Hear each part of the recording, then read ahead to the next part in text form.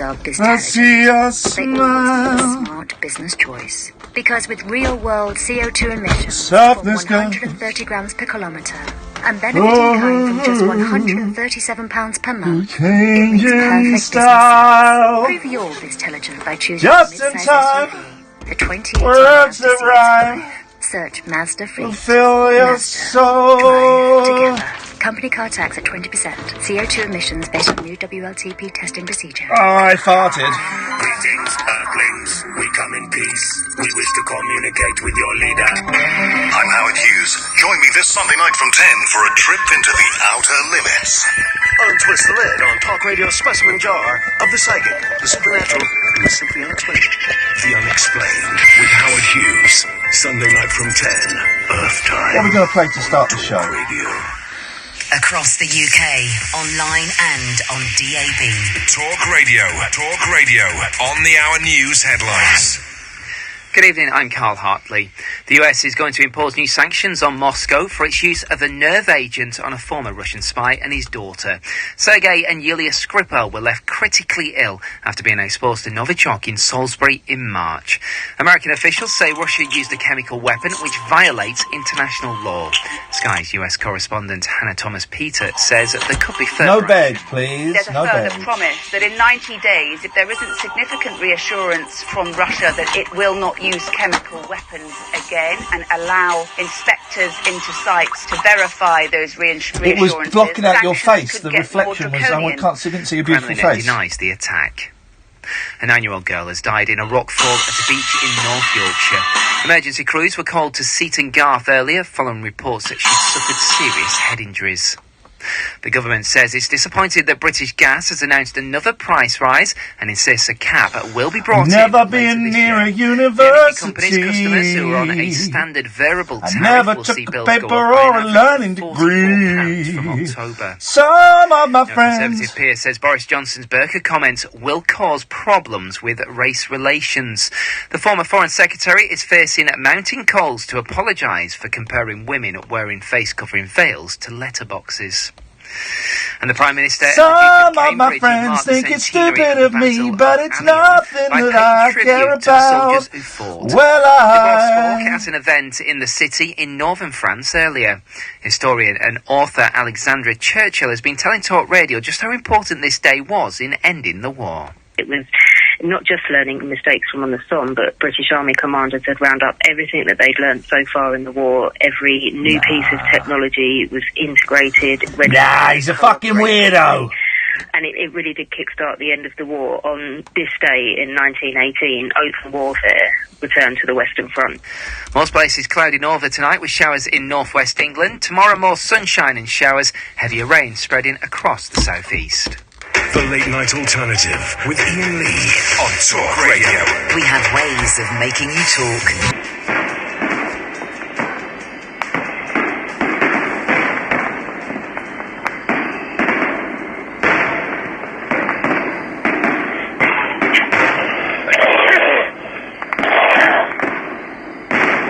What's that? Just heard someone coughing up a lurgy. Hello, is there so...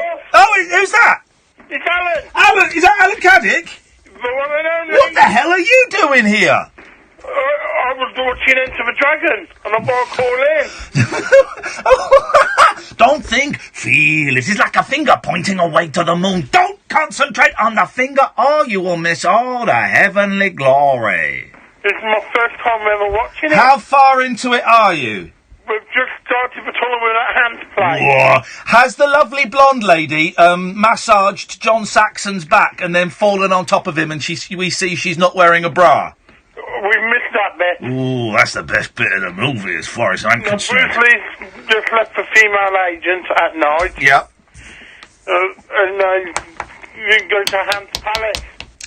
Enter the Dragon is without a doubt one of the top 5... This is what we're doing tonight, Alan.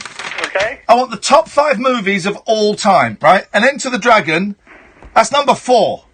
Okay. Top 10 movies. Let's do top 10 movies because we got to fill 3 hours. So it's not. Let's not shoot our bolt after the horse has seen it, as they say. So, We're compiling 0344. This is going to be a good one tonight. This is if you've got a blank cassette, unwrap it, put it in now. Where are you tonight? Sorry? What's that noise? Fireworks. We're coming from live from a fireworks display to celebrate American independence. Well, that's in July and we were in August. Okay. So, if you've got a blank tape, I suggest you put it in, hit record. If you've got a tape that's like the charts or it's like your sister's tape or something, and just tape over it. And if she's pulled the tabs out, either get a bit of screwed up paper and put that in, or put some sellotape over it. Tape over it. She'll be angry. Your sister will be angry. But then when she listens to it, she'll realise why you did it. So tonight's show is a keeper, Alan. It's a keeper tonight. I just feel that vibe, Alan. It's going to be a keeper. Well, I've got the first film for your list. Well, hang on a second. Because A, we've already got the first film, Enter the Dragon. Well, but B, we can't really... Well, B, it's only one film per person. You've already given us a film. And C, point three. We can't carry on until Matt is back from... Oh, here we go. Matt has texted, I'm back from the toilet. There we go. But we can start now. So point 2 is gone. It's just point 1. Alan, what film were you going to suggest? I was going to Star Wars Episode... Get stuffed. Get stuffed, you geek, you sci-fi geek. Why don't you go and play with your little plastic toys? When are you going to play with your little plastic toys and your X-Files... X-Wing fighters and your TIE fighters, and go and pleasure yourself to your little slave girl Leia little toy. Don't do that, you sci-fi geek. Hate science fiction. Science fiction is for losers. It's for sad people, for lonely people. Nothing wrong with being lonely. I'm very lonely, but I'm lonely. But you won't catch even me watching a science fiction film. Will not do it. I don't approve of them. I think they're blasphemous because science flies in the face of Jesus and Allah. I think that they are boring, and I think that they're watched by losers. So no science fiction films. That to one side. We are compiling a list of the top 10 movies you must see before you die or before you go blind. And you don't even know what's going to happen tomorrow. You might get hit by a bus. So you should really watch these movies tonight. So the top 10 movies of all time. So far, we have at number 10, blank. At number 9, at number 5, it is blank. At number 4, we have Enter the Dragon. And number 3, number 2, and number 1, they are all blank. So there really is everything to play for. 0344. Oh, we'll talk about Brexit as well and Boris Johnson. Tonight's phone-in poll is: should Boris Johnson be forced to live inside a letterbox for a month? And you can text your answers. That's actually quite a good thing. We'll do that as a topic. I'm upgrading that from text vote to phone-in topic. Should Boris Johnson be forced to live in a what we used to call in the old days a pillar box, not pillow box. That's something different. Should he be forced to live in a pillar box for a month and really see what it's like? Oh, that's now the phone-in. 0344 499 1000, as well as the top 10 must-see movies before you die of all time. Tony's called in. We just don't know what Tony's called in about. I'm going to ask him and find out. Tony, what have you called in about? Shawshank Redemption. What about it? That's a film you should see before you die. I think that's the incorrect answer. Why? It's boring. What? That's one of the best films ever. No, it's not. When was the last time you watched it? I think I watched it about 8 times, maybe a couple of years ago. You watched it 8 times? What way would you not like? 8 times 2 years ago? I spoke to... No, over a period of time. Okay. I spoke to many people who have agreed that. What do you not like about it? Well, you speak... This is because you live in an echo chamber. I live in... No, I've turned the radio down now. No, you live in an echo chamber. That's why... Don't look at me, Sam. Please don't make eye contact with me, Sam. I've told you this so many times. If I look up and we lock eyes, I freeze. Oh, well, I only said about... I heard what you said about the movies before you die to watch. Yes, I think that's one but you live in an echo chamber. You live in Twitter land. So, of course, you're going to say, hey, you go on Twitter, you go, hey, guys, I like the Shawshank Redemption. I don't do Twitter. I'm not on Twitter. I don't do Twitter. I don't do any of social networks. I cancelled all my Facebook. Why have I started getting emails from LinkedIn again after, like, maybe 2 years of having nothing from LinkedIn? I'm getting Steve would like to connect with you on LinkedIn. Amber would like to connect with you on LinkedIn. Get stuff linked. I don't even know what LinkedIn is. I think it's a sex cult. They're obviously not making the money they were, and they're obviously, targeting people to get more active. I was on LinkedIn. I think I am on LinkedIn on a number of businesses which I own, but I think it's a waste of time because, can I tell you, if you had a business 20 years ago and you had a database of customers and you were selling to those customers, would you put all that online and say, these are all my customers? 20 years ago, no, because dial-up, it would take dial-up. With LinkedIn, in line with LinkedIn, would you put all your contacts and connections on a website to say, this is who I'm doing business with and I'm making money, I don't know, is that what LinkedIn is for? Well, yeah. I don't think it is. Well, when I was involved with the music and TV industry... All right, mate, so I've been involved... I still am involved with both those industries. I was on Good Morning Britain this morning dancing with Andy Peters. Oh, I like Andy Peters. I like Andy Peters. I had a little dance with him on Good Morning Britain going into the break. Did you? I'll have to watch it. Are you on tomorrow? I'll watch it if you are. I'm on Good Morning Britain tomorrow 4 times. They want me to sit in on a discussion about whether it's okay to kill wasps or not. That's a true story. I got an email today saying, would you mind sticking around for the discussion just after 8 about whether it's okay to kill wasps or not? And I replied, I hate wasps. So I put my cards on the table. People, everyone who is... you're always honest, Ian, that's a good thing. Hang on a minute. Waterstones in Uxbridge is saying the Shawshank Redemption is a top 10 movie. You're wrong. Delete your account. Well, actually, I know who runs that Waterstones Uxbridge account. His name is Lance. That's his real name is Lance. And he shouldn't be using Waterstones. Should be neutral. They should be movie neutral. They shouldn't be tweeting about movies. They should be tweeting about books. So you delete that account, you delete that tweet, Lance. Otherwise, you'll be suspended. And then an anonymous coward has texted in Shawshank Redemption. Without a doubt, it's on ITV2 literally every week. Here's the thing: I watched it. It's not. I don't think it's. I've never seen it on every week. Well, I don't watch much TV, but it's a good movie. It's not going on the... It's not as good as you think it is. He's built a hole behind Marilyn Monroe. It's built a hole behind Marilyn Monroe. What with their death and what the government Kennedy side that they want to get rid of her.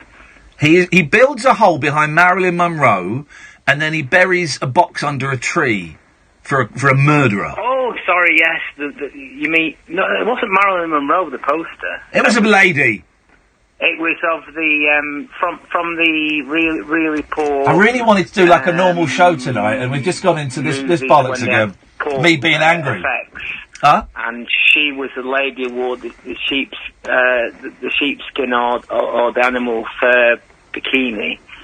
But it was back in the time when when they used to make poor. What are you talking about? They used to make poor films with. What are you talking about? You're rambling. What's bikinis? About the poster. Watch the film. I don't want to watch the film. I've seen it thrice. It's not a very good film. It's not Marilyn Monroe. It's She came out of the war.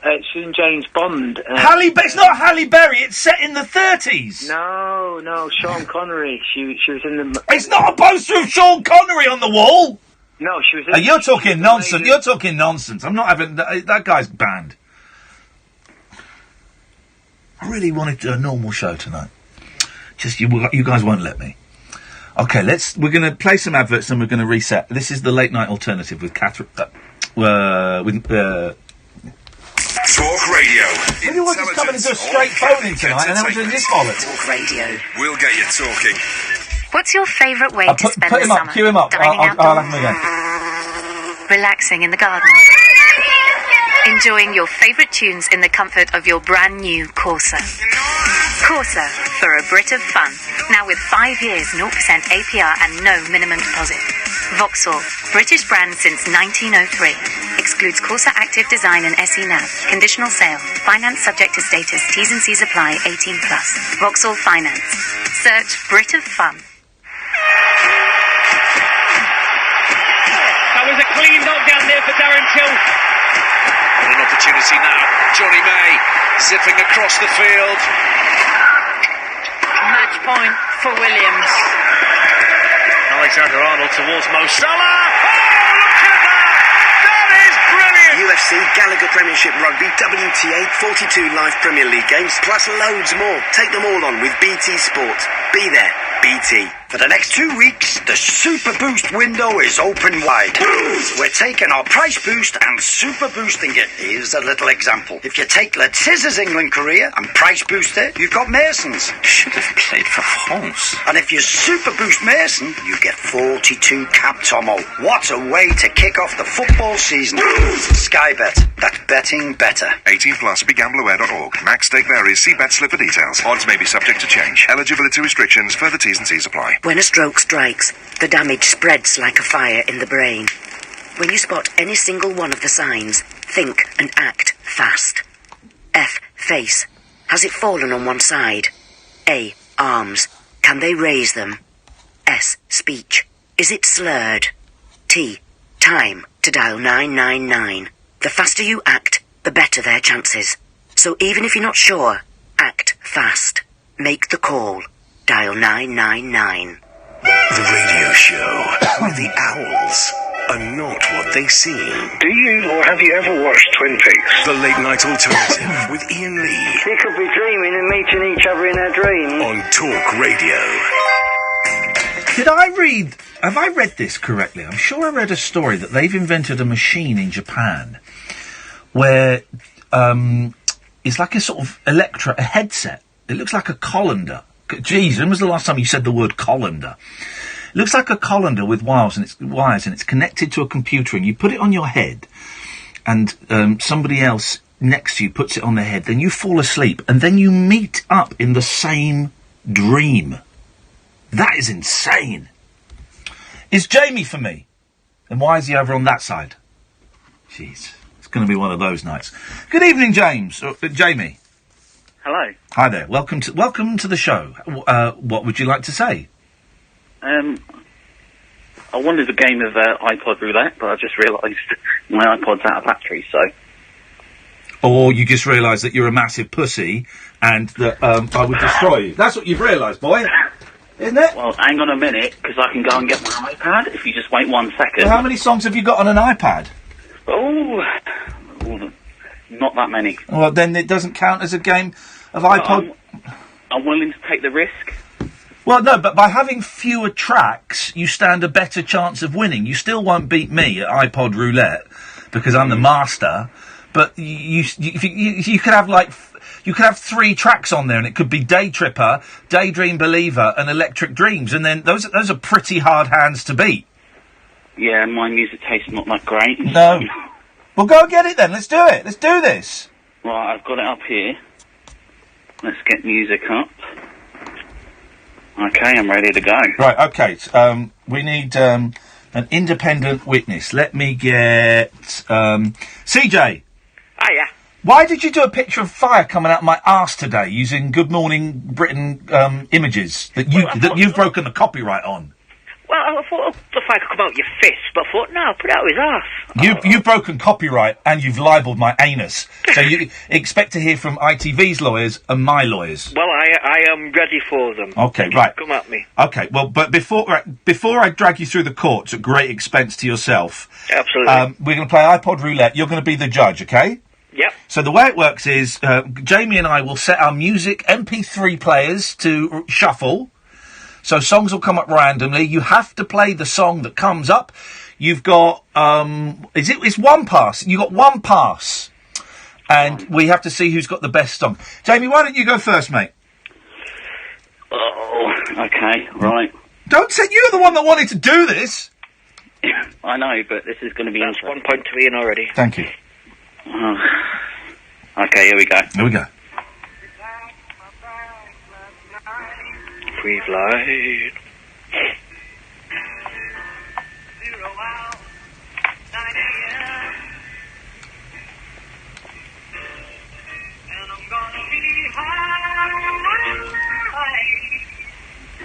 So it's Rocket Man by Elton John.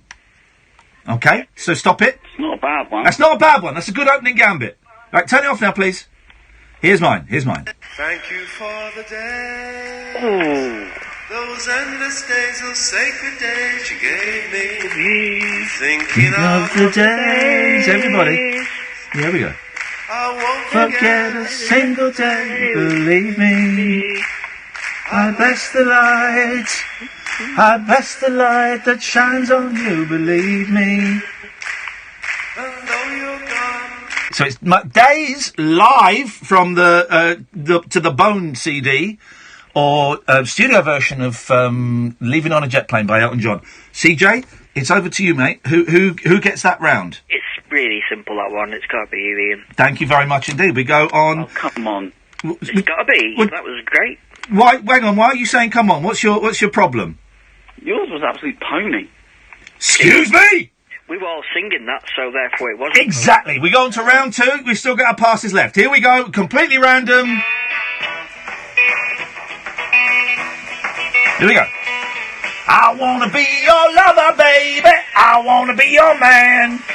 I'm gonna be your lover, baby. I wanna be your man. Love you like no. It's the Beatles. I wanna be your man. Taken from live at the BBC. Again, CJ, I noticed you were singing along there. That's got to be a good sign. Oh yes. Jamie, let's hear yours. Okay, right, here we go. Okay. You turn it up a little bit. There we go.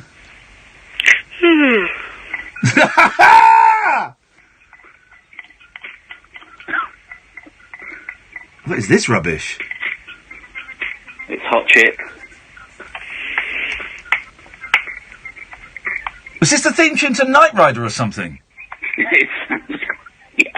Theme tune to Shite Rider by the sound of it. Oh, no man's point there, can't swear. Sorry. Right, okay. Sorry, Ref.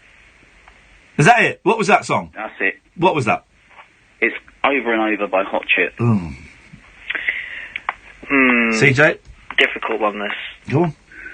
Very difficult. Call it as you see it, mate. Call it as you see it. I'm kind of happy. I'm happy to take this to the wire. This is definitely for you, Ian, because that was Poppins. So, I won? Yes, you did. Bye, Jamie. Thanks for calling. Loser. What an idiot. CJ, I enjoyed that as well. Just to show you what my next one was going to be.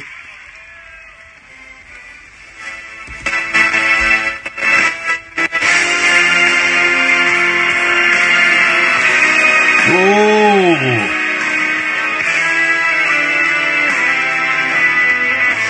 Love on the Rocks. Love on the Rocks live. Hey, listen to how he says Love on the Rocks. Listen to how he said Love on the Rocks. Rocks. Here we go. Love on the Rocks. Love on the Rocks. Both words have got A's in them, apparently. Great song, great singer. It's a real sad tragedy about Neil Diamond. We're sorry to have lost you, Neil. And I was actually looking to. Do you know John Scatman? I'm a scat man. Yeah, his story is marvellous when you look at it. What's his story? Well, he started off life with a stutter, so he ended up writing that song, the Scat Man, to get over his stutter, and then suddenly it became this massive hit. Apparently, the video of the Scat Man, that song, it looks like I'm in it, like skinny younger me, and I've seen it, and it does. I think it's that song. Go and watch the video, CJ, in your own time. Yeah. And you'll see me in there. Wow. Yeah. Amazing. It's just a great story, you know. And he did another song, and that one not so well. Yeah. And you know, his career slowly started going downhill. He should do a tour. He should do a tour with Louis Bega. Mambo number 5. That would be an amazing tour, especially because he's dead, wouldn't it? It would be. And the Afro Man. The Afro Man. Because I got high. Oh, him. But have you seen the video of him punching a woman on stage? No, I have not seen that. Mate, it is the most... It's horrific, right? Google, YouTube, Afro Man punching a woman on stage. It is horrendous. Might get a knock at the door if I do that. I think he went to prison for it. Well, good. He knocks her flying. Good. Like, punch. Blimey. Anyway, CJ, what have you got? I wanted to put Man on the Moon in the film list. Yeah, I reckon about number 7. Yeah. That I actually watched the film before I saw any Kaufman stuff, so that's why. Yeah, it got me into Kaufman. Yeah, same. And You know, on the DVD, there's some Kaufman Easter eggs on there. No bloody way! I need to check that. Mate, there's a few Easter eggs on there. You got to go off the menu and a little thing will light up, and there's Kaufman. Oh, fantastic! I mean, what's great, when the taxi stuff when they get Christopher Lloyd and Danny DeVito. Yeah. And Danny DeVito's already in it, but all the actual taxi cast playing themselves. It must have been somewhat to Judd Hirsch. Yeah. That lady. What's the name of that lady with the eyes? It's something like Sarah Louise Bega. Yeah. Caitlin Moran Bega. Something like that. She's an incredible... Here, I tell you I told someone the other day who I had a crush on, right? And they went, what? And I can't remember her name. Yes, I can. It's Catherine O'Hara. Do you know who Catherine O'Hara is? That rings a bell, but I can't place. She is the mum in Home Alone. Oh, yeah. What a woman. Catherine O'Hara. What a... Beetlejuice. I don't know. I haven't seen Beetlejuice since I was about 12. I don't really remember it. Was she like a redhead? She was like a redhead, yes. Yeah. For all intents and purposes, yes. I'm sure she was Beetlejuice as well. Okay. Well, CJ, Man in the Moon is at number 7. Thank you. Thank you very much indeed. We're compiling a list of the top 10 movies that of all time that you must see before you die. So far at number 7, we've got Man in the Moon. At number 4, we've got Enter the Dragon. Shawshank Redemption is off. And can people please stop tweeting me about Shawshank Redemption and texting me about it, because it's off. It's not happening. Okay? 0344 499 1000. This is Talk Radio. He's the righteous reporter who's got his finger on the pulse of UK politics. He should be scrutinised more closely. The Week with John Nicholson on Talk Radio, Sunday afternoon from 4. Join the stout speaker with a triple lock manifesto to bring you the week's big stories from Westminster, as I said to Tony. Journeying across the week's political landscape, debating all the pressing issues. I'll be presiding over fast-paced political debate. From budget cuts to Brexit, or ballots to backbenchers. All from this heavily reinforced radio dispatch box. Read my lips. It's a 3-line whip to listen to The Week with John Nicholson. Toying the party line, Sunday afternoon from 4 on Talk Radio. Kick off your slippers. Don't go to bed. The party is just starting. You can sleep when you're dead. The Late Night Alternative with Iain Lee on Talk Radio. Don't forget, tomorrow night, 10 o'clock, Stephen Page from Bare Naked Ladies is going to be in with Craig Northey and Kevin Fox. If you want a treat, we've played it on the show before. Go into the internet. Kevin Fox, Eurythmics. He plays the cello and he sings. He's amazing. He's flipping amazing. His album is an absolute joy. We've got 8 lines taken up. So let's get through this. Let's get through this, people. Hello, Sally. Hello. If you've called in about Shawshank Redemption, then I'm not really in the mood. No, it's a dreadful film. Isn't it awful? Boring. I mean, how does he get the poster back up so the thing goes through the... I mean, it doesn't make any sense. No, hang on. What doesn't make sense?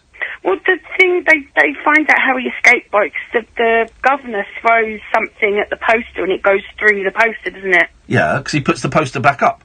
Yeah, but how does he get it so it's so tight that something will go through the poster? He spent, 35 years Yeah. digging a hole in that wall, Yeah. right? He's had 35 years to come up with a technique that will get that poster up tight and high. I can't think of one. Well, I can. I can think of loads. Oh, well, good for you. Yeah, well, no, exactly. So it proves it can be done. Okay. Can I nominate a film? Yeah, but just because of your tone, I think it probably won't make the list. But let's see. Okay. It's not my. Nah, I don't think so. Don't think so. Nah, I don't think it's going to make it. Nah. Oh, all right. Please hear me out. All right, let's hear it. Okay. It's. Nah, I don't think it's going. I don't think it's going to make it, Sally. It doesn't sound like the kind of film we'd put on this list. No, well, you don't know what it is. Yeah, I know, but it's the top 10 must-see films of all time before you die. Yeah. And I just, go on then. Let's hear it. Jaws.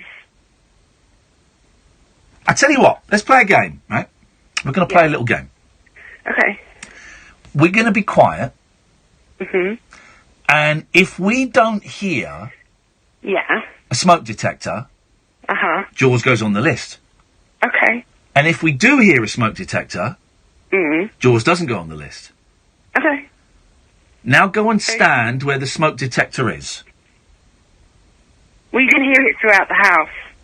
So. Okay. Well, open the door. I'm in the living room. Open the door. And that's where I'm always when I phone. So. Okay. Well, open the door. The door's open.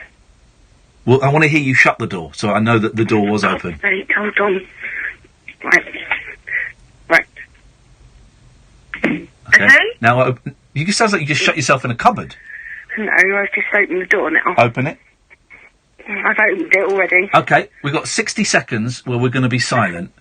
We're listening for your smoke alarm. If we don't hear it, it means Jaws is on the list, and if we do hear it, Jaws is off the list. Are you ready? Yeah. Time starts now.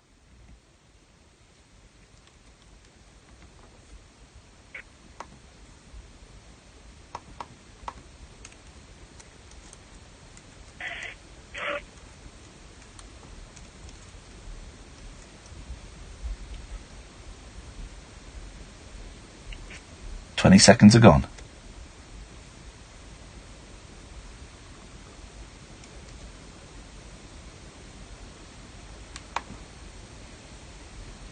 Thirty seconds are gone. I think we know where this is going.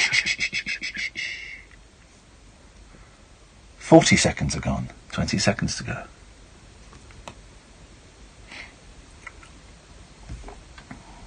Okay, we've got 10 seconds left to go. If we don't hear that smoke alarm in the next 10 seconds, then Jaws goes on the list. 5, 4... Oh! Oh! Sally! Sorry, mate. We can't put... It doesn't go on the list. I'm not... No, sorry, mate. We can't put that on the list. It was so close! I'm only doing that for the sake of you and your family, Sally, because you really should change the battery in that smoke alarm. Doesn't cost much to save a life. Let's go to Satdev! Ian. How's your wife? Yeah, good, thank you. Send her my best. I will do, mate. Just about these films, Ian. Yes, sir. Predator. Oh, come on, man. You know it. That's going at number 2. You know that. Well done. And another one, Ian. Yeah? Pianist. The pianist. The penis? No, pianist. The penis? No. Why would I want to... Satdev, why would I want to watch a film called The Penis? No, you know the piano, the pianist. He plays a piano with his penis? Have you seen it, Ian? I would like to see someone play a piano with a penis. I've seen Elton John play the piano. That looks boring. Have you seen it though, Ian? Do you know what? I think we were made to watch it at school once. You know, sometimes at school they'd make you watch that. We watched that. We watched Missionaries. Yeah. Goonies. Oh. Goonies. The Ghoulies? No, the Goonies. We didn't watch the Goonies at school. You know the Goonies has got really bad language in it. I know, but tell me, Ian, why hasn't Goonies 2 come out yet? I just guess they're just waiting for the right... I don't know, have they made it? No, it's never going to come out, because them kind of films, you just got to make the one and that's it, leave it where it is. I would like to see a mashup of The Goonies with Flight of the Navigator. Oh, fantastic film. Isn't it? Flight of the Navigator, and we watched that with the kids recently, and that stands the test of time. That is a great movie. We did exactly the same thing, Ian, and you know what? Amazing film. It's such a good film, and it's so sad as well when they think that the boy's dead, and oh man. Yeah, just on a tangent, have you seen this film on Netflix? It's called A Ghost Story. Oh, is that on Netflix now? Mate. That's the one with Casey Affleck where he wears a sheet as a ghost. Yeah, mate, you need to watch that. Oh, Thing is, you need to be in a good place to watch it, because that's gonna make you cry, isn't it? That's a crier. It's a film you got to watch on your own, I reckon, isn't it? Isn't it, man? Because I was going to go and see that at the pictures. They put that on Netflix, have they? Mate, it's on there. Watched it yesterday. Have you seen Incredibles 2? Yes, I have seen Incredibles 2. I've got the hots for Elastigirl. Oh, mate. Isn't it? First one. Yeah, first one's good as well, dude. I've not seen all of the first one. I've only seen half of it, but I took the kids to see Incredibles 2, and it was great. Sat Dev, thank you very much for that. You don't, by the way, guys, you don't have to just call in about movies. You know the score. You can call in about anything you want. I just was throwing this out there. Top 10 movies you must see of all time. Number 7 is Man in the Moon. 4 is Enter the Dragon. 2 is Predator. It is a solid list.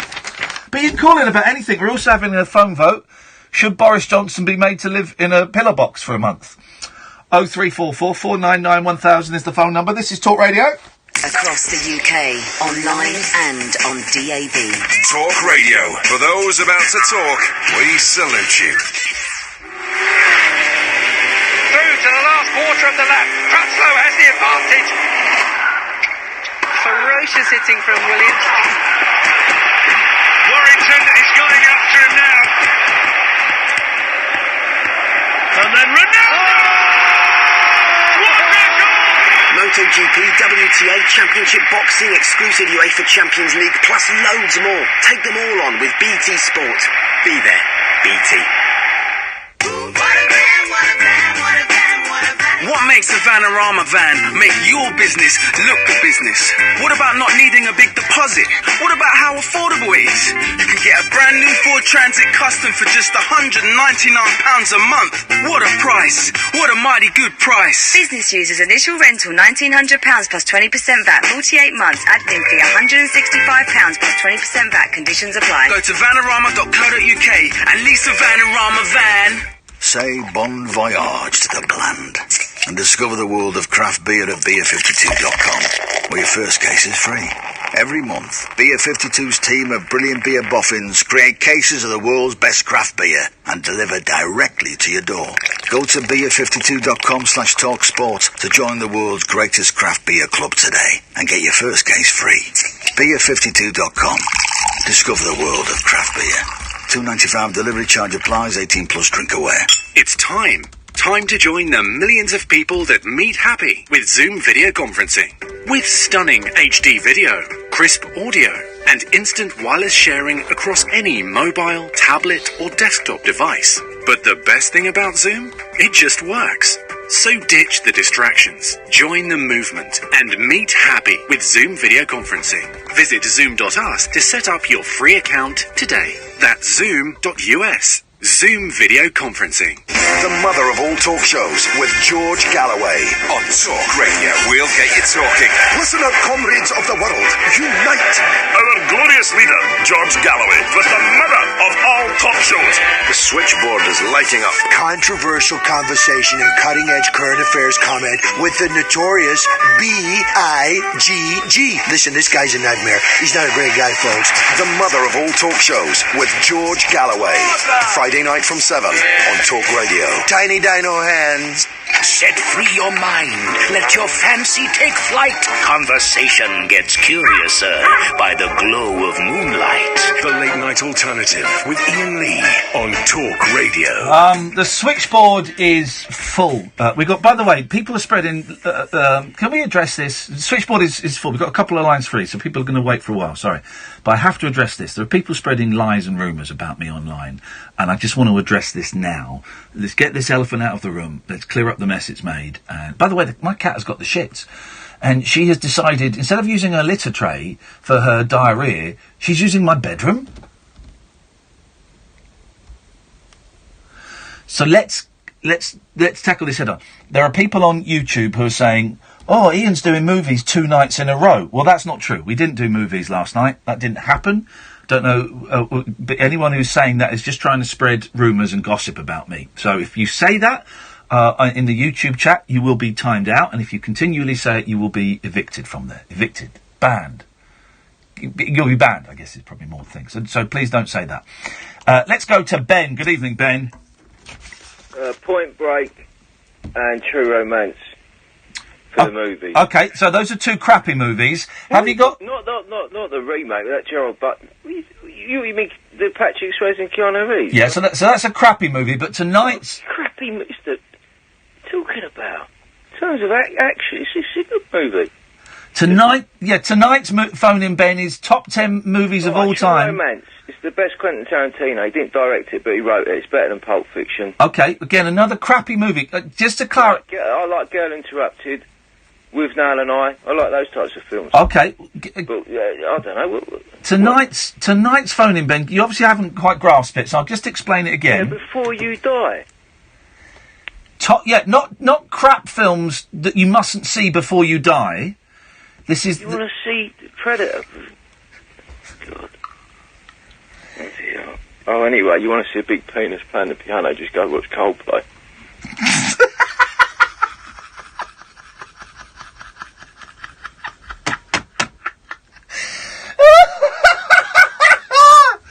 Just to clarify, tonight's phone-in is top 10 movies of all time you must see before you die of all time, okay? So that's the phone-in. Let's go to Stephen. Good evening, Stephen. Hi, Ian. Hello, Stephen. Welcome. Welcome to Talk Radio, home of Julia Hartley Brewer's Full Set Breakfast. Thank you. Well, it's been a while. I haven't rung you before, but it's been a while. Yeah, I know. We've been worried about you. By the way, speaking of being worried about things, so it would appear that the Late Night Alternative logbook, there was this big idea I had when I was in New York where I bought a really expensive $25 moleskin book, and we were going to send it out to listeners to write what had happened in the shows. They'd have it for a week, then they'd pass it on and pass it up, right? So, and then me and Kath weren't going to look in this book until New Year's Eve, the New Year's Eve special. Oh, yeah. Right, so we sent this book out to Eben, and Eben had it for a week, and he wrote, I don't know what he did, but I think he drew pictures in there. It came back. Then we sent it to the second person, Gerard, in Scotland. We never got the book back. He claims he posted it. We think he stole it. Well, it might be using it as a personal diary. You never know. It could be. So basically, we're going to start this again next week. I'm going to have to go online during the news and order I'm going to order a cheaper book, because I'm not spending $25 again. That works out about £18.62. I'm not spending that on something that's going to be stolen by jungle groupies like Gerard, who just they saw me. They want to own a bit of me because they saw me eat a pig's vagina. So I'm going to get another one, and we're going to start again. And here's the thing, right? If you sign up for it, you have to be prepared to send it back recorded delivery. It's the only way this is going to work, because I don't trust any of you guys. I don't trust any of you listeners. It sounds fair. Pay for a recording, and someone's got to sign for it, and it's proof. Yeah, exactly. And if people going, oh no, it's not fair, I can't afford it. Blame Gerard. Blame Gerard, the book thief from Scotland. So I'm going to order that in a minute. So, Stephen, yes. Right, so for the film, would it influence your decision if I say I've got the agreement of one of your esteemed colleagues at Talk? I don't mean Catherine, I mean Mr. Bob Mills. Oh. Reason. Oh, yeah. Would that sway you a bit? Because that's well, I've met Bob Mills several times, right? And the last time I met him, he didn't recognise me, and I had to introduce myself. So, you know.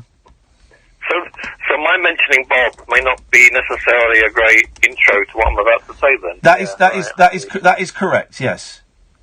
Right. Well, the thing is, this film, not a great film, but Bob and I both agree, a film that you always get something out of, even if you're bored silly, you can still find something to watch in it, which is Groundhog Day. It's a film that you have to see, a must-see film before you die. Well, yeah, Bob said, I'm not going to keep on about Bob, but like Bob... If you like Bob so much, why don't you go marry him? Go marry Bob Mills. If you're so in love with him, why don't you go and give him a big kiss, get on your one knee, open your ring box and say, Bob, will you marry me? Why are you going to do that? No, I do get on with his daughter quite well, actually, but anyway... Well, marry her! I could do Ellis, yeah, I could do. But, I could ask her, actually, couldn't I? No, but, the thing was, Bob said, it's not a great film, but if you were bored at sort of 1 o'clock in the morning and that was on, there are far, far worse things you could see. If you saw that, you'd probably focus on something that you hadn't focused on before. The bit about Ned Ryerson, the insurance guy, that keeps approaching, and then the bit with the ice sculpture at the end, and so on. There's so many characters, so many bits of the film. So it's not an unmissable film. You can't say, you've missed out tremendously if you haven't seen Groundhog Day. But, and because it's become part of the culture, we do use that in everyday life, don't we? We say, it's a typical Groundhog Day for me today. So it's become part of the culture. So for lots of reasons, I think it's worthy of a lower place in your top 10. I wouldn't put it right up there, but I'd say it's worth... He's boring me. I've got a real dilemma, okay? Because I'm staying... But thanks for the call, I appreciate it. So I'm staying in a hotel. George, Dion, Rory and Tony stay there. So I'm staying in a hotel in London, because Good Morning Britain have put me up in a hotel. So I do this, get to the hotel at 1:30, have to iron a shirt, get into bed at 2, and I'm up at 10 to 5. Oh, by the way, I want to talk to you about wasps as well, but remind me to talk about wasps. I'm writing it down. Right. And you'll know this, Hayley. You've seen me leaving here last 2 nights with a bar of chocolate in my hand, haven't you? First one was a Lion Bar, which is quite a crumbly chocolate. So I got, on Monday night, went to the hotel, ironed my shirt, got into bed, thought, I've got Lion Bar, I'm going to eat my Lion Bar in bed. Ate my Lion Bar in bed, fell asleep, right? Woke up the next day, right, and I was horrified, because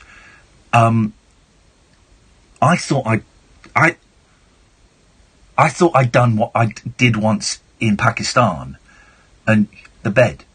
Because at that place where my downstairs regions would be, there's like a big brown stain, and so I did what we would all do. Don't judge me. You would do this. I sniffed it.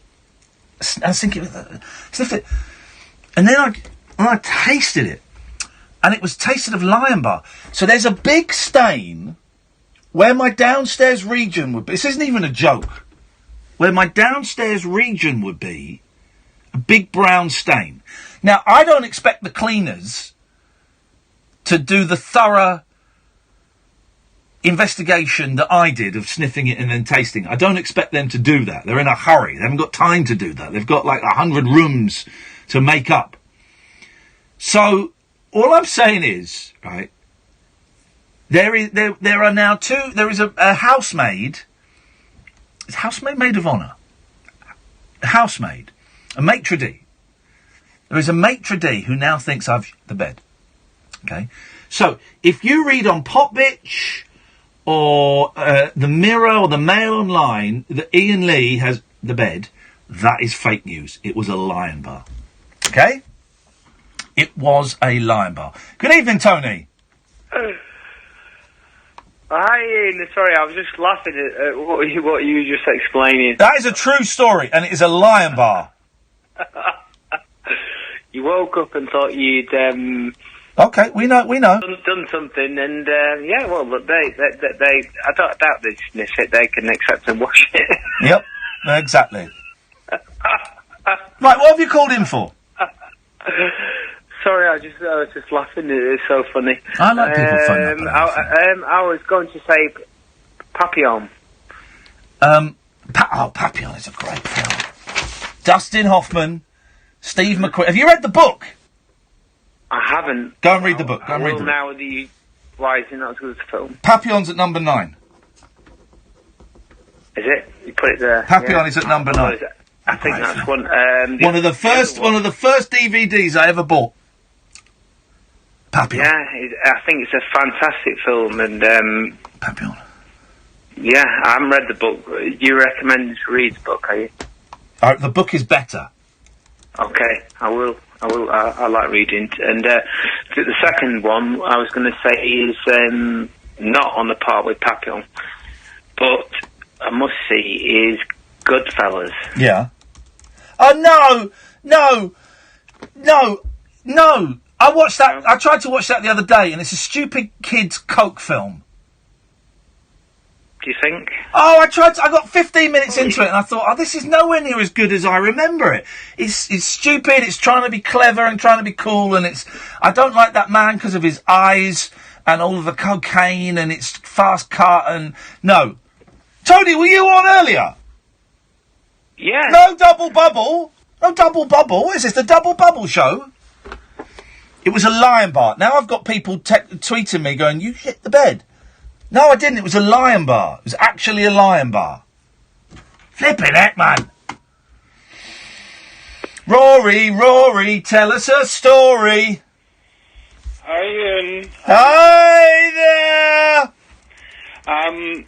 Yeah, I had that problem once, but this is awful. Go on. But I did that when I was a teenager. What was that? And felt something and thought it was, but this is really weird, right? Yeah. I never told anyone this before. When you're a teenager and you're going through body stuff, and I thought, even though I'm a boy, I thought I had my period. But when you're just waking up in the morning, so there you go. So, say that. Obviously, I'd actually shit the bed. Well, hang on a minute. You woke up and thought you'd had a period, but you'd shit the bed. Yeah. But I obviously didn't have a period because I was just waking up. That is everything is wrong with that story. I know. That's strange. Do you know what? I came in tonight and I've got a load of news stories, and I thought, do you know what? Tonight, because Kath is gone, and we know that Murdoch and Rebecca Brooks listen to this station, and they are looking to separate the wheat from the chaff, and they want to get rid of the chaff and bring in people that work for them, right? So I thought, right, I'm going to show the other side of Iain Lee, and I'm going to do a really good, newsy, thrusting show so that the people from The Sun will go, this guy's good. Not only will we keep him, despite his poor listening figures, we will also give him a column in The Sun, so he can pay his mortgage off in 5 years. And instead, you've got me talking about men thinking they're having a period when really they're in the bed. Yeah, well, teenagers, I mean, things happen with teenagers and your mind's all over the place, isn't it? God, you disgust me. This is 2018 and gender stuff and all that. Anyway, they made a film in my flat last week, and I think it's the best film ever made. They made a film in your flat last week, and you think it's the best film ever made? Yeah, wow. It's very good. It's very good. I'm in it as well. And it's called Clean Freak. And you can go online and you can vote for it. Here we go. So if you Google My Road Reels, all one word. Yep. RODE. Okay. Yep. Clean Freak. Okay. And it's like a bloke's big eyes.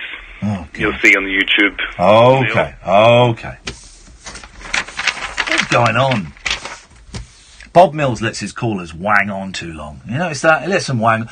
Philip in South Norwood gets a 30-minute section. Well, hello, Bob. I don't know if you know, in 1956, Harold Wills was starred in a remake of a 1932 movie called Doorsteps at Night. And it's on Living TV on Thursday at 9. That first hour was not good. That was a bad first hour.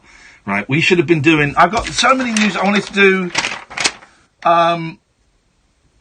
Fitbirds, virtual reality. That's not me saying Fitbirds, that's the story. Fitbirds. So forget the first hour, second hour starts after this. Talk Radio. Contact Talk Radio. Call 0344 499 1000. Text Talk and your message to 87222. Text costs 25p plus your standard network rate. Or you can tweet us at Talk Radio. Talk Radio. We'll get you talking. If you switch to Vodafone's unlimited fibre home broadband, you could be listening to this show on a Sonos Play 1. Or choose from a range of amazing tech products worth up to £199. And Vodafone Pay monthly customers can get super fast home broadband with guaranteed speeds for only £24 a month. But hurry, offer ends 3rd of September. The future is exciting. Ready? Vodafone. 18-month agreement subject to credit check, acceptance and availability. Tech offer valid for new or renewing customers. Terms and exclusions apply. Visit vodafone.co.uk/broadband. The Dulux Decorator Centre Summer Sizzlers event is on, and our deals are too hot to miss. To prove how hot they are, Dave's going to touch them. Go on, Dave. Ooh, I'd put some ice on that. With offers like 10 litres of Dulux Trade Vinyl Mat at £2 for £70, that's £84 with VAT. These really are our hottest deals yet. So don't miss our Summer Sizzlers event. In store and online until the 31st of August. Dulux Decorator Centre. Centred on you. T's and C's apply. VAT at 20%. You go rogue, he's been authorized to hunt you down and kill you. No hard feelings. Critics everywhere agree Mission Impossible Fallout is a non-stop roller coaster ride. The finest mission yet. Shoot up. Jaw-dropping. Spectacular. This year's summer smash. The best action thriller of the year. I'm beginning to see why you guys enjoy this so much. Tom Cruise, Mission Impossible Fallout. In cinemas now. Rated 12A. Across the UK, online and on DAB. Talk Radio, on the hour news headlines. Good No evening, beds, I'm please. Carl Hartley. The US State Department says America will impose new sanctions against Moscow for the Salisbury nerve agent attack. Former Russian spy Sergei Skripal was poisoned with Novichok in March, along with his daughter, Yulia. Thank you. Former aide to the George W. Bush administration, Matt Makiviak, explains why these conclusions have now been drawn. The State Department announced that they were going to undertake their own process to review what happened and come to their own intelligence community assessment. And so this announcement today that the sanctions will be the response from the government backs up the conclusion that the British government reached and that other intelligence services have reached. A 9-year-old girl has died after suffering head injuries in a rockfall on a beach in North Yorkshire. Emergency crews were called to Seaton Garth earlier today. There are fears that the new owners of Homebase will outline plans next week to close around a quarter of its stores. It's understood that roughly 60 could shut, putting more than 1,000 jobs at risk. Now pressure is mounting on Boris Johnson to back down over his comments about women in burqas. Some senior Conservative figures are lining up calling for an apology, including the Prime Minister. These people say they're really angry with his comments, while others don't mind at all what was said. I believe that everybody should live their life the way they want to, and religion, you whatever you are is whatever you choose to be. You walk around with a burqa on and you don't know who's underneath it. I don't think it was racist, no. It's only said what a lot of people think. And in sport, Chelsea have broken the world record fee for a goalkeeper by signing Kepa Arrizabalaga for £71 million. He's joined from Spanish club Athletic Bilbao on a 7-year contract. Now, most places clouding over tonight with showers in the northwest of England. Tomorrow, more sunshine and showers, heavier rain spreading across the southeast. The Late Night Alternative with Iain Lee on Talk Radio. We have ways of making you talk. 03444991000, the Late Night Alternative. Should Boris Johnson be forced to live in a pillar box for a month after his comments about the burqa? That's how it's pronounced, guys. That's how it's pronounced. You're going to pronounce it. Pronounce it properly. Also, top 10 films that you must see of all time before you die. Number 10 is blank. Number 9 is Papillon. Number 8 is blank. Number 7 is Man in the Moon. Number 6 is blank. Number 5 is blank. Number 4 is Enter the Dragon, etc., etc. We need Eben to call in. If you're listening, if anyone has access to Eben, he needs to call in. He was the guy that first had the logbook. He's going to be the guy that first gets the logbook again. So the logbook is coming here on Friday. I've just ordered it from Amazon. It will be here on Friday. So Friday, Hayley. Oh, sugar, I'm not in. Monday, Hayley, we will send out the logbook to Eben, who will have it, and then he'll send it back recorded. It's all recorded delivery now. Thanks, Gerard. Thanks a lot, mate. Thank you. Now it's kicking off on the YouTube because people are going, well, I should get it first because I was meant to be third. Right? Eben's getting it first. Well, I should get it second because I was going to get... The clock is reset. The clock has reset, okay? The clock has entirely reset itself. So just chill. Just chill. Tony's on the line. Good evening, Tony. Hello? Hello, Tony. You're on the air. Sorry, I'm hands-free then. Sorry, I picked up the phone then. Hi, Ian. Yeah, I was thinking Bullet. Hang on, Tony. Have you been on before? Steve McQueen. Have you been on before? No. Yes, you have.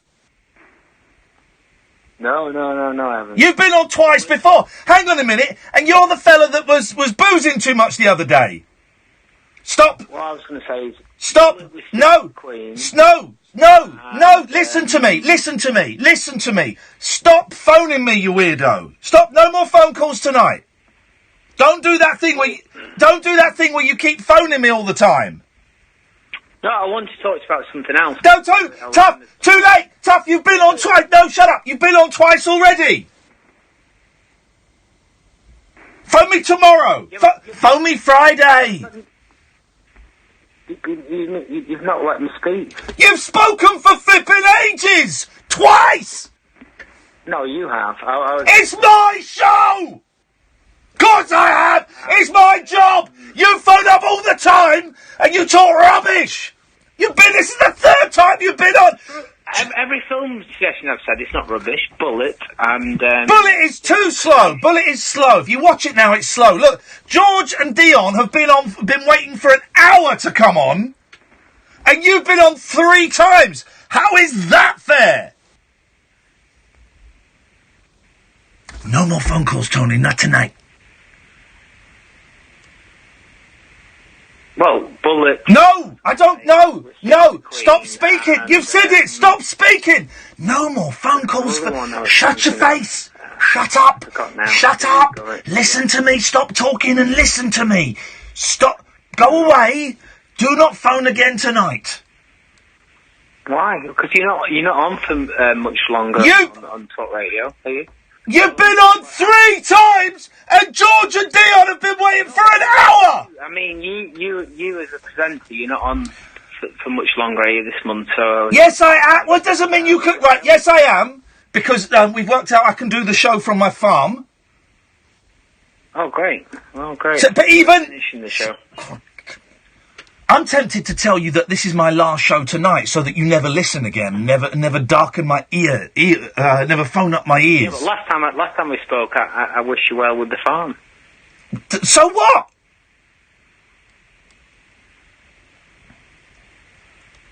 Well, I was just trying to be nice on that occasion, so yeah. Okay, well, it's been great talking to you, Tony. Don't phone again tonight, will you? Yeah, but you can't not disagree with Bullet. Yes, I can not. I can disagree with Bullet. It's really, really slow. It doesn't... I don't want to hear any more films from you. George and Dion have been waiting for over an hour. You've been on thrice. Because I've got good suggestions. No, you haven't. Your suggestions are crap. Your suggestions are crap. Your phone calls are crap. Stop phoning me. No. Yes? There's one... Yeah. No, I don't want to hear it. Bullet. No, I don't want to hear... Stop saying Bullet! Stop saying Bullet! No, it's another one that... Well, I don't want to hear it! I'm going to cut you off now. Do not phone up again. the reason I phoned up because you kept cutting me off before the conversation. Because you were no. The conversation had finished. Trust me, buddy. The conversation had. I'll be the judge of when the conversation is finished, and the conversation is finished. Why? How can? Because it's boring. Because it's boring. I was just trying to contribute. Yeah, I know. You've contributed 3 times now, and everyone gets cut off at some point. So you've got the privilege of being cut off 3 times in one show. That's greedy. Well, bullet. Stop saying bullet! Will you stop saying bullet? Really good suggestion. No, it's not. You've said bullet 5 times. No, but there's another one I was trying. I don't care. Let's go to Dion. Good evening, Dion. Thanks for the call, though, Tony. Appreciate it. Good evening, Dion. Oh, hello, mate. Hello, Dion. Sorry about that, buddy. It's okay, don't matter. I'm just doing my dinner.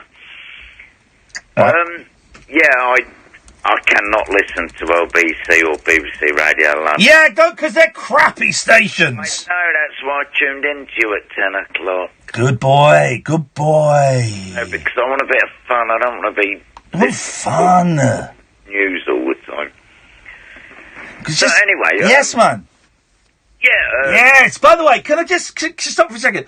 Catherine, could you stop DMing me on Twitter? Catherine Boyle I'm speaking to. Could you stop DMing me on Twitter? You're not here this week. You're not here next week. You're not producing. Hayley's producing. And she's doing a bloody good job, actually. She's doing a bloody good job. So could you stop producing me via DMs? Otherwise I'll report you for harassment on Twitter. Thank you. Sorry, Dion, away you go. Okay, mate. You're on about film and that. I didn't know when I turned on you were talking about it. I would say Beetlejuice, but I love the song. The song Beetlejuice? You know, where they all start dancing and round the table and that. Is Harry Belafonte in it? Done the song. Dale! Let me wanna come home.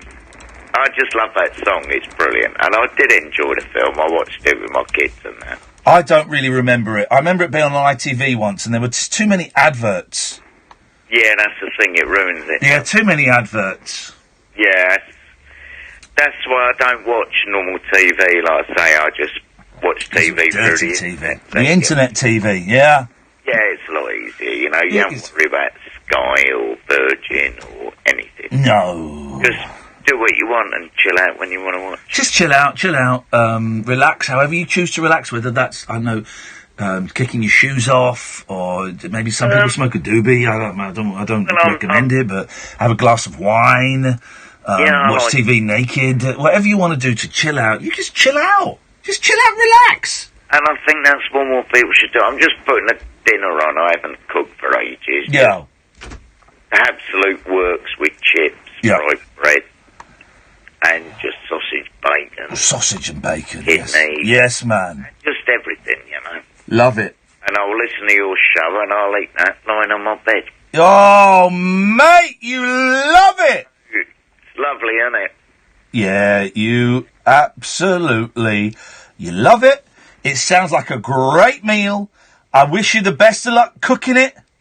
And you, and, well, it's cooking at the moment. And I just bought some batteries and a charger. I bought a drone. Oh, here we go. And it came with one battery, and it only lasts about 3 minutes, so I never really used it. So last night I ordered from Amazon 5 batteries and a charger. 5 batteries? Oh, you're not messing around. So that's going to get you. That's going to get you 15 minutes. Yeah, I can fly a lot longer and just have a mess around. You know, it's got a camera, so you can film your neighbours sunbathing. I don't really see any neighbours sunbathing. Well, that's because you didn't have a drone before. Now you've got a drone. Yeah, well, I retired last year at 58. From killing. And I just want to relax. I bought a guitar the year before. Yeah. I don't know, it's just... life. Oh, yeah. Oh, life, Dion. Lovely, I love it, mate. Oh, you gotta love. I was out on my little scooter today. I rode my little scooter to my mum's. Took me half an hour through the countryside. Oh, life. Farnham Common, yeah? Sorry? I think she lives at Farnham Common, doesn't she? She's not lived in Farnham Common for about 12 years, you weird mum stalker. No, I don't chase you up or anything. I just remember you telling me one day. Oh, a long time ago. All right, dear, let's go a little bit creepy now, so I'm going to cut you off. 03444991000, this is Talk Radio. Talk Radio. Contact Talk Radio. Call 0344 499 1000. Text Talk and your message to 87222. Text costs 25p plus your standard network rate. Or you can tweet us at Talk Radio. Talk Radio. We'll get you talking. It's pedal to the metal as petrol heads across the UK join the race for the all-new Motor Awards.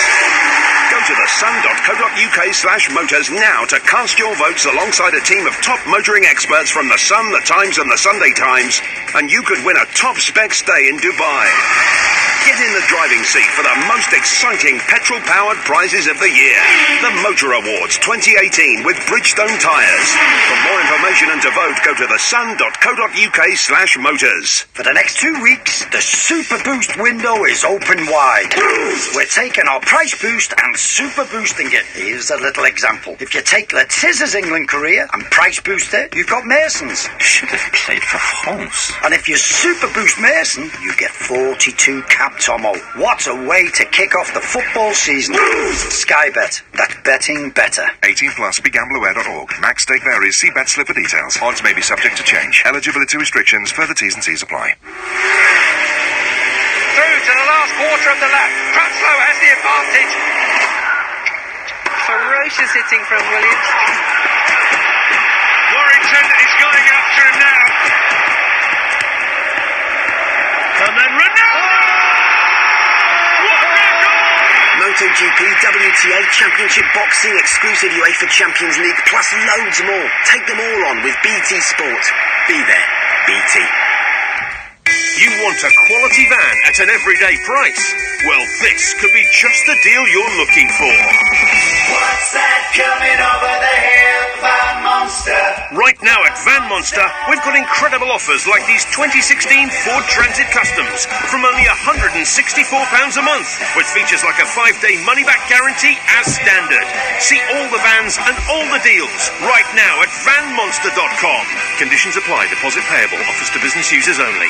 After-hours amusement for anarchists, air hostesses and jet-lagged Antipodeans. G'day, coppers. Can I crash on your floor? The Late Night Alternative with Iain Lee on Talk Radio. Let's go to George. I'm sorry, George, you've been infiltrated by that Tony. That's why it took so long to get to you, but we got to you, and boy, oh boy, it's going to be gold. Is it? Well, I don't know. It could be bronze. Could I try and get a film in? You can try and get a film in the top 10 list of all-time greatest films that you need to see before you die of all time. It's a mad world. It's going in there at number 10. How many mads are in that title? Because there's 4. 4. I thought it was more. All right, so I'm just going to put mad cubed. There we go. Good. There we go. That's on there. Who's in that? That's Spencer Tracy and Terry Thomas. Don't think so. Spencer Tracy, Mickey Rooney, Terry Thomas. Terry Thomas, was he in it? I think Terry Thomas was. The Three Stooges are in it, aren't they? You know, I can't remember. Mad. I can remember enjoying it, but I can't remember the details. Right. Well, we're gonna find this out. Right. Spencer Tracy, Milton Berle.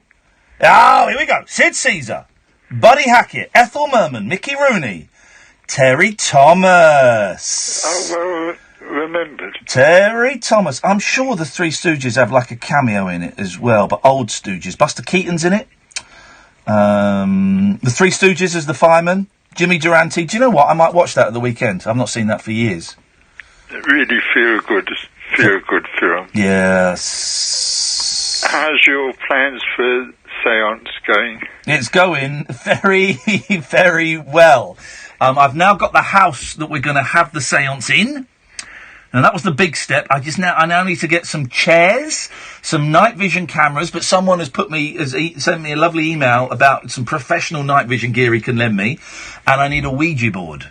Yeah. Once I've got those things, we're having a seance live on my YouTube channel, youtube.com/Iain Lee. Maybe Peter Cook will come. Oh, wouldn't that be something? I tell you what, because as I'm unpacking, I found those children's Skittles that you gave me that Peter Cook bought in Egypt. So maybe if we put them in a prominent position when we have the séance, either he'll come back to get them or the Egyptian market man will come back to get them. Someone's coming back to get them Skittles. Maybe John Lennon will come through. Anything could happen. Anything could happen. Or maybe nobody will come through because it's all a load of old bullshine. But we'll see! No, it's not. It's not something really to play with, Ian. You could find your house haunted afterwards. Could be. I'd love that. I'd love to live in a haunted house. I don't think so. I think so. I don't think so. I think so. It was almost exactly this time, 42 years ago, that I was involved in my first séance, and supposedly a friend of mine who had died a few years earlier came through, and that was the beginning of sort of 5 months of connections with something out there, or some things out there, some intelligences out there, but it's really not something to play with. We won't be playing. We're going to do it very seriously. It's a team of very serious people coming round. We'll have a few. There's going to be about 5 or 6 of us. There'll be a few beers. We'll play some PlayStation before. We'll get a nice little vibe going, a nice little party vibe going, and then we'll get the Ouija board out and we'll have a séance. Should be a laugh, but we're taking it very seriously. You should take it seriously. Oh yeah. We'll have a laugh, but it'll be a serious laugh. We'll have a serious laugh. You ever tried it before? Yeah, I tried it when I was 15. And what happened? Not a lot. Not a lot. Nothing happened. Nothing happened? No. Okay. I think something will happen. Well, we'll be streaming it live on YouTube. If people want to watch it, they'll be able to watch it, and they will be able to see the phenomenon for themselves. It could get into the newspapers. Yeah, I could do, yeah. Someone's saying, is George going to the séance? Well, he might, if he don't make it, he could physically he won't be there, but who knows, mentally, you're an old man. An old man? You could be there in spirit. Literally. Yeah, I will be there in spirit. When is it going to happen? I don't know, mate, probably in September at some point. Oh, right. Yeah. It's still a long way off.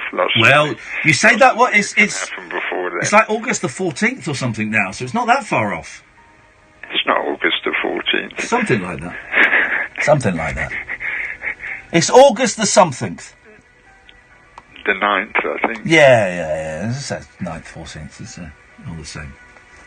Yeah, and it's taken me 6 days to get over our last little chat, and you said I was being arrogant and rude and what have you, but yeah. I Why do you have to get over the chat? We just had a chat and we disagreed. Why does it take 6? I don't even really remember it. I'm sure you do. No. Well, there's the arrogance. There's the arrogance again, because I don't know. I constantly, without Kath here to remind me what happened on yesterday's show or any show. Honestly, as soon as the show is done, it's gone in my head. I don't remember it. You said I was talking bollocks, and I... Oh, well, yeah, well, okay. That's just, and I don't remember it, but yeah. I stand by that. And I said you were clueless, and it was about the Bible. And have you ever read the Bible? I've read bits of it. I used to go to Sunday school and stuff, man. Yeah. Yeah, but you've read bits, you said, but you've never... It's not really my thing, it's not really my thing. No. I prefer Kurt Vonnegut, who at least admits that he's writing fiction. Again, it's not exactly fiction, even though all the stories are mythical stories. There's deeper meaning behind those mythical stories, yeah, but that is fiction. And the Bible's it's made up. It's a made-up book, right? And it's a nice made-up book, but it's made up. It's made up. Who made it up? Well, the people that wrote it. Yeah, but who inspired them to write? Well, no. But I'm inspired.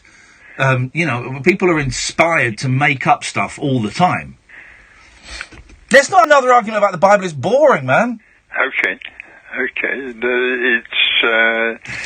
It's not boring to me. Okay, it's boring to me, and I get the feeling that it's boring to a lot of my listeners, and I need to ride that vibe of what is it. Well, I need to make an entertaining show, and it just doesn't feel entertaining. Talk about the Bible. Okay. But don't recover from this phone call. I still love you, man. We can disagree. It's all a bit of theatre. Okay. Don't take it personally, brother.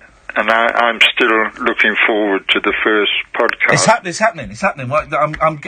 Once I've got my house in order, literally in order, that's not a metaphor, then we're going to crack on with it. But it'd probably be, that'll be in September, because Kath's away next week, I'm away the week after, and then the creative hub that is going to be Rabbit Hole Productions comes into shape. We've got ideas for podcasts, for TV shows, for live streams, for live performances. I've got an idea for a movie. This is the future. It is the future, and I've also, as you know, got ideas for a film for the future, and you're in my idea of my film for the future. So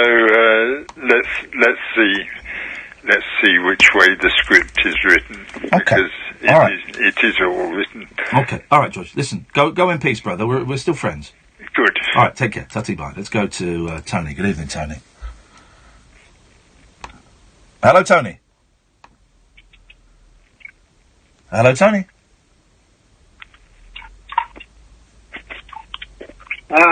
How are you doing? I'm very well, Tony. What have you got for us tonight? Thanks for calling. I think Rainbow George is a fantastic person. Yeah. I think you're a bit harsh on him then, if I would. Say that.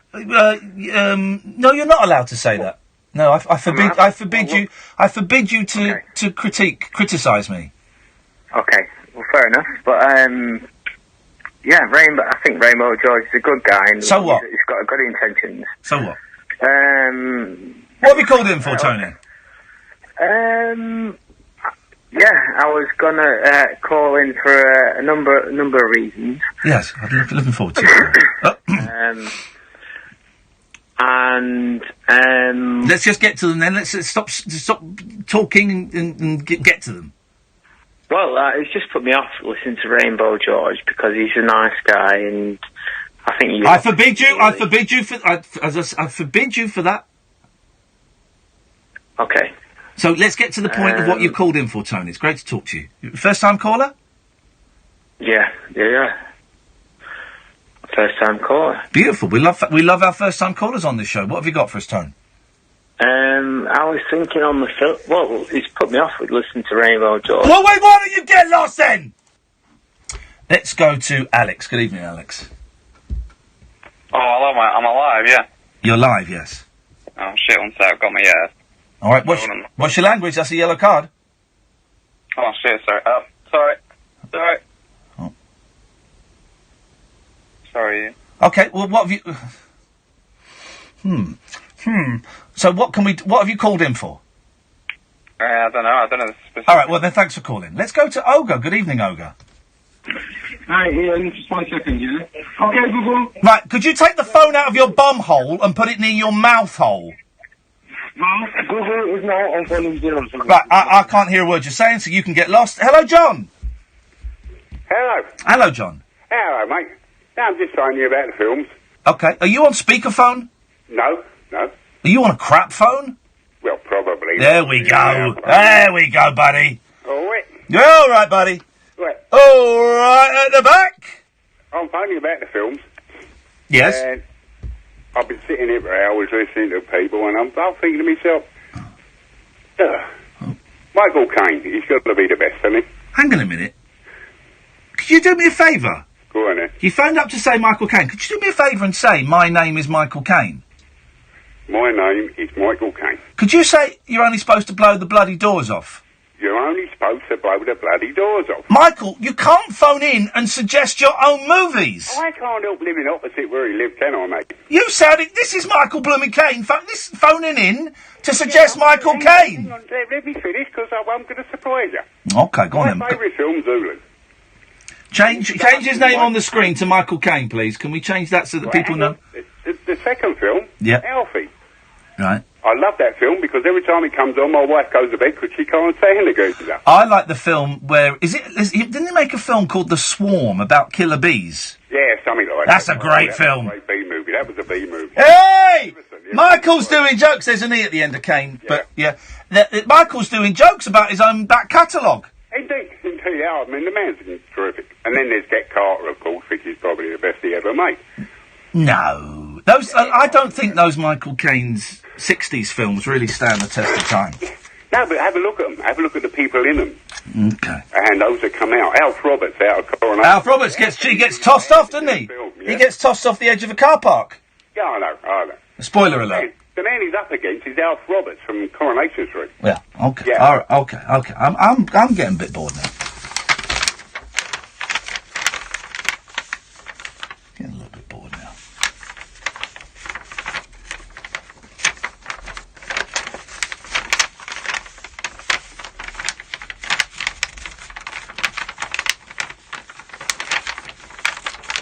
Yeah, I'm getting a little bit bored now.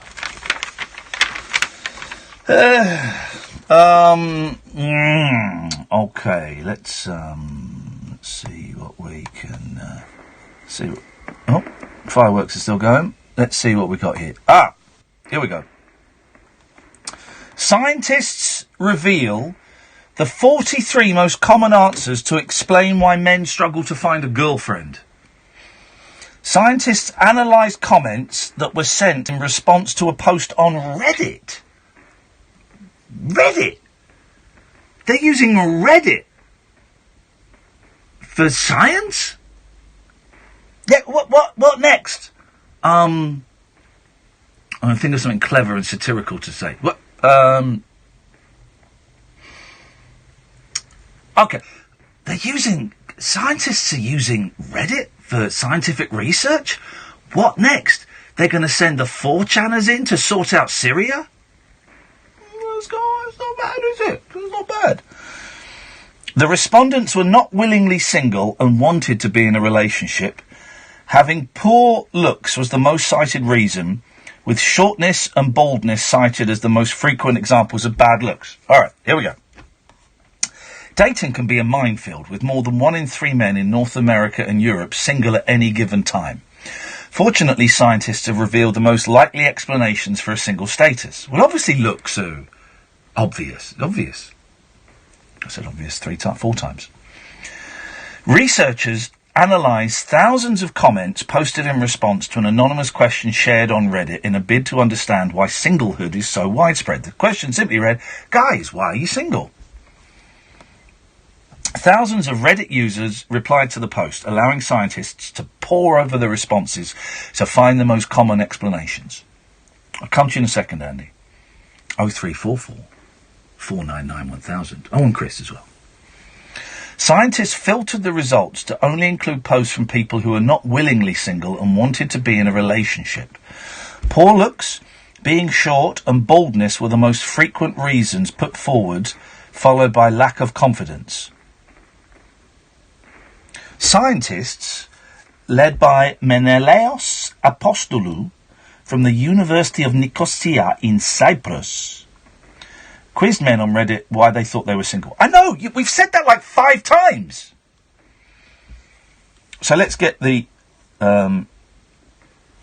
where's the list? Here we go. Top 3 reasons men are still single. Okay. Number 43...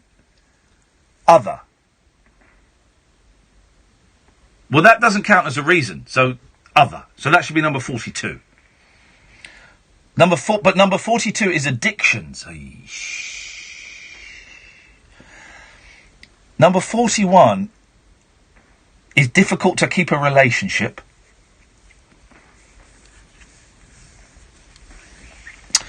Number 40 is health disability issue. I don't understand any of these. 39 is fear of commitment. 38, here we go. Now we're getting there. What's the reason you're single? It's not worth the effort. That's number 38. It's not worth the effort. I can't be bothered. Fair play. It is a lot of effort. I can't bear the thought of imagine chatting someone up. Imagine chatting. Hello, hi. Would you like to go out for a dinner meal with me one day? Maybe we can go to the pictures and watch the Ant-Man and the Wasp. I can't be bothered with all that. I've seen the Ant-Man and the Wasp, so. 37. So 38 is it's not worth the effort. 37 is given up. They're the same thing! 36 is homosexual. These are the top 42 reasons you can't get a girlfriend. Number 36 is you're homosexual. It is get a girlfriend, isn't it? Yeah. 43 most common answers to explain why men struggle to find a girlfriend. Number 36 is you're homosexual. 35, attracted to the wrong women. Number 30 is a sexual issue. Tiny penis.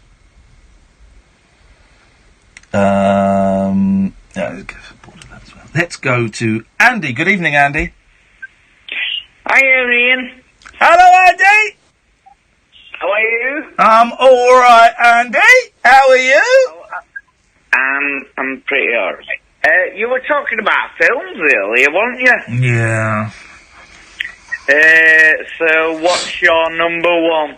Come on, I want to know, Mr. Lee. Well, let me know. Okay, well, we are talking about the top 10, they're not necessarily the best films, but the top 10 must-see films of all time before you die of all time. Yeah. Excuse me. Right. I was thinking, I've got like 2 or 3 maybe, but I'm trying to put it into I still can't I can't stop laughing from what you were saying earlier. Well, you stopped laughing, because I can't hear laughing, so the laughter stopped. No. Maybe you meant you can't stop drinking. If you could choose a movie, right? My mum come up with a movie. I'd like to take your mum to see a movie. And I would do the popcorn trick on her. What popcorn trick? You don't know the popcorn trick? Have you heard the sausage trick? Well, I think we might be thinking of the same thing. You cut a hole in the bottom of the popcorn? Yeah. Yeah? Yeah. Oh. Oh my gosh.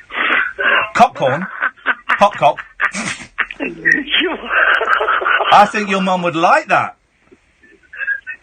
I don't think she would. Well, right, listen, right, so what do you think to these 3 films? I bet I'm not going to like them. My mum says Gone with the Wind. Yeah, oh God, your mum is but old. I'm going with Leaving Las Vegas with Nicolas Cage. Someone's just tweeted, Jesus, this bloke makes Tony sound sober. Who? Huh? Who? Nicolas Cage wasn't in... Nicolas Cage wasn't... Shut up! Nicolas Cage wasn't in Gone with the Wind. No. That was my mum's choice. Well, your mum's a muppet. He's not in Gone with the Wind. I know he's in Leaving Las Vegas. Right. I don't know if he's leaving Las Vegas. I don't know where he lives.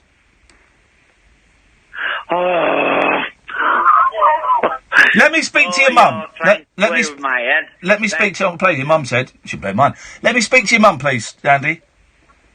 She's gone to bed. She's got work at 5 in the morning. Well, go and wake her up. I've got one more film for you. Okay. Right. Listen, have you ever heard of the Craze? What, like fidget spinners? Who? The craze for fidget spinners. No, the craze. The craze. Oh, you mean, what, like, when Rubik's Cube was big? When there was a craze, everyone had a Rubik's Cube. Oh, my God. The craze for the Rubik's Cube. Do you mean that? Is that what you mean? No, I mean the Craze twins. Everybody knows the Craze. Oh, well, the two girls from Fun Factory with Pat Sharp. Oh, my... Is that who they were? Is that them? They were good. Oh, this is funny. This is really funny. Anyway, me and my friend were watching it over there, right? And Fun Factory with Pat Sharp. What? Hello? The Fun Let's go to Andy. Good evening, Andy. You're on Talk Radio. Am I here? Hello, Andy. You're on the air. What have you got for us? I've just been speaking to you then. No, you haven't. I was just speaking to George. You might have been speaking to Sam. Andy, what have you got for us tonight? Now I am confused. Andy, I've got a load of callers waiting, Andy. What would you like to say, mate? Right, all I wanted to say is, what Ronnie says? He says... Ronnie who? Your sausage. What is that? What are you talking about, Andy? I've got no idea, mate. Give Andrew your sausage. Sorry? Yeah, well, I said it then. No, What did you say? You've literally just come on air and started talking about sausages, mate. I've got no idea what you're talking about. Have you been drinking?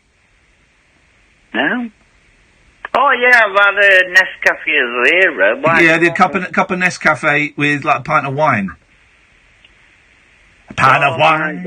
Andy, are you going off on one again, Ian? Let's go to Andy. Andy's on the air. Good evening, Andy. You're live on Talk Radio. What have you got for us tonight? Oh, God. What have you got? I don't know. What have you got? You're on the air, Andy. What can we do for you tonight? Right, shall we name some more good movies? Well, you haven't named any yet. Yeah, I just did. Not to me, you didn't. I was just talking to Steve. Steve? You said Andy. Oh, will you stop doing this to me? I'm not doing anything, mate. I've just come back from an ad break and I've gone straight to you. Right, and I've told you about 3 good films. You haven't told me about anything. I've literally just this second gone to you. What would you like to say?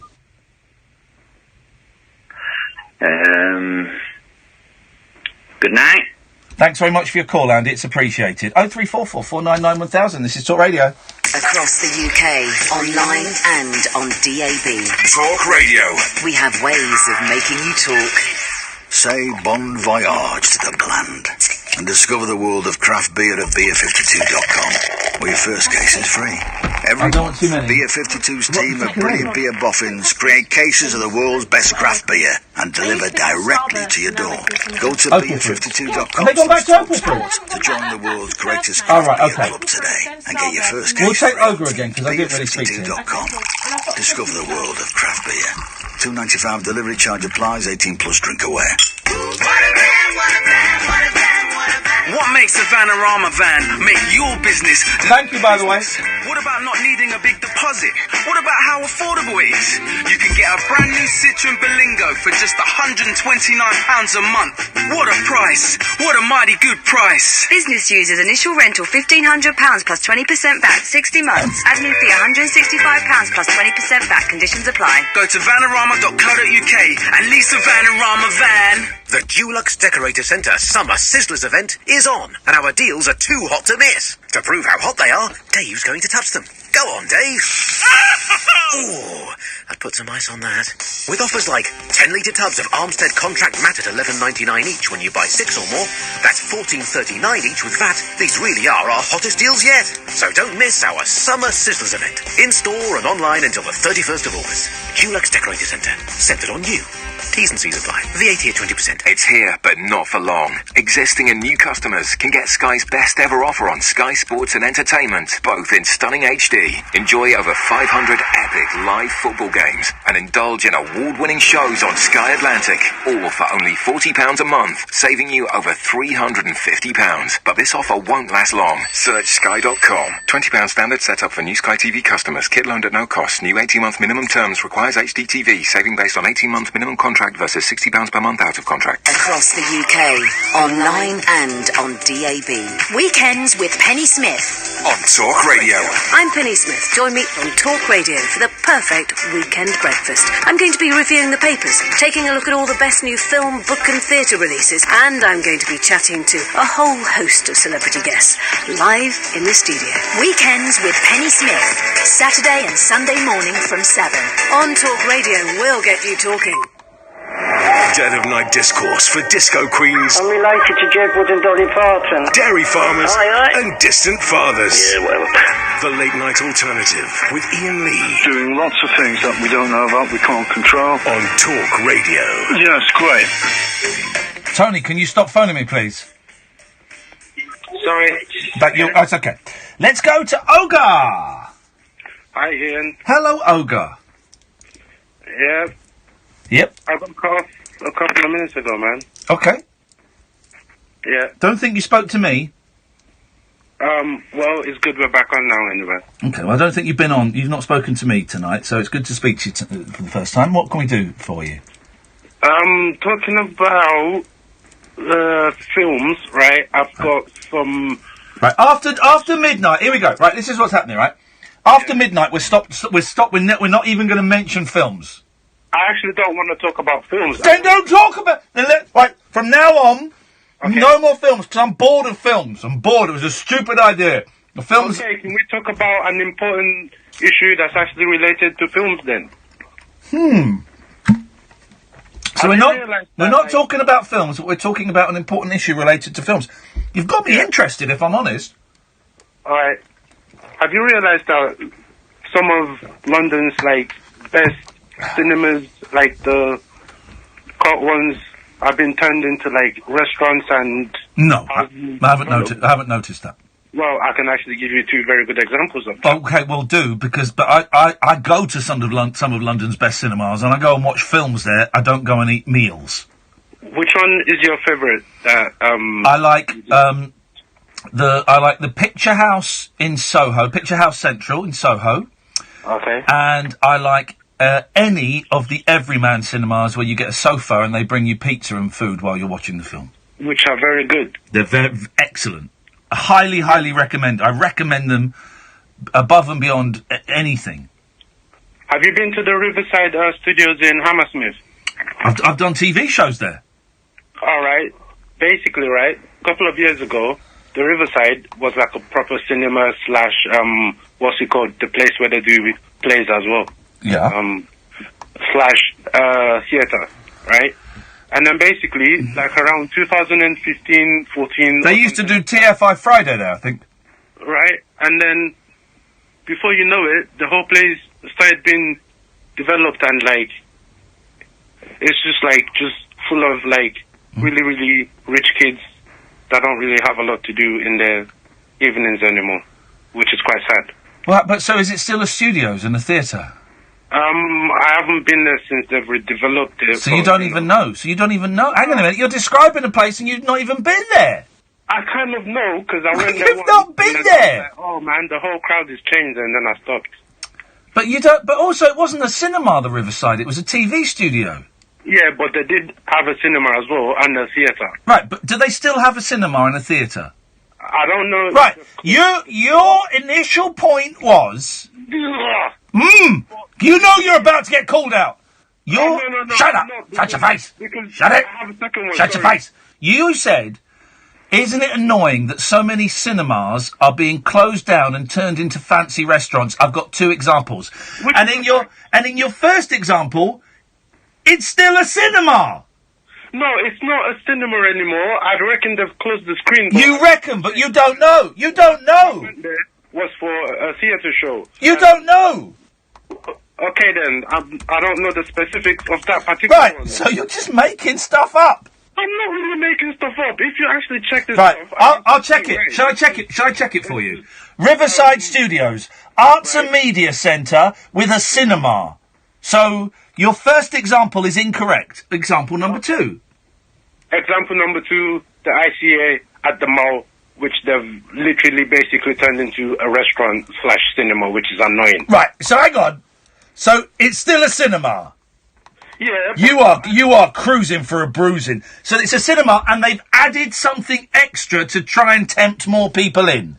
Yeah, but, like, it's not really good that, like, if I go there to watch a film, right, maybe, right, I would like a drink. Well, first of all, right, it's not even really a cinema. It's an art gallery.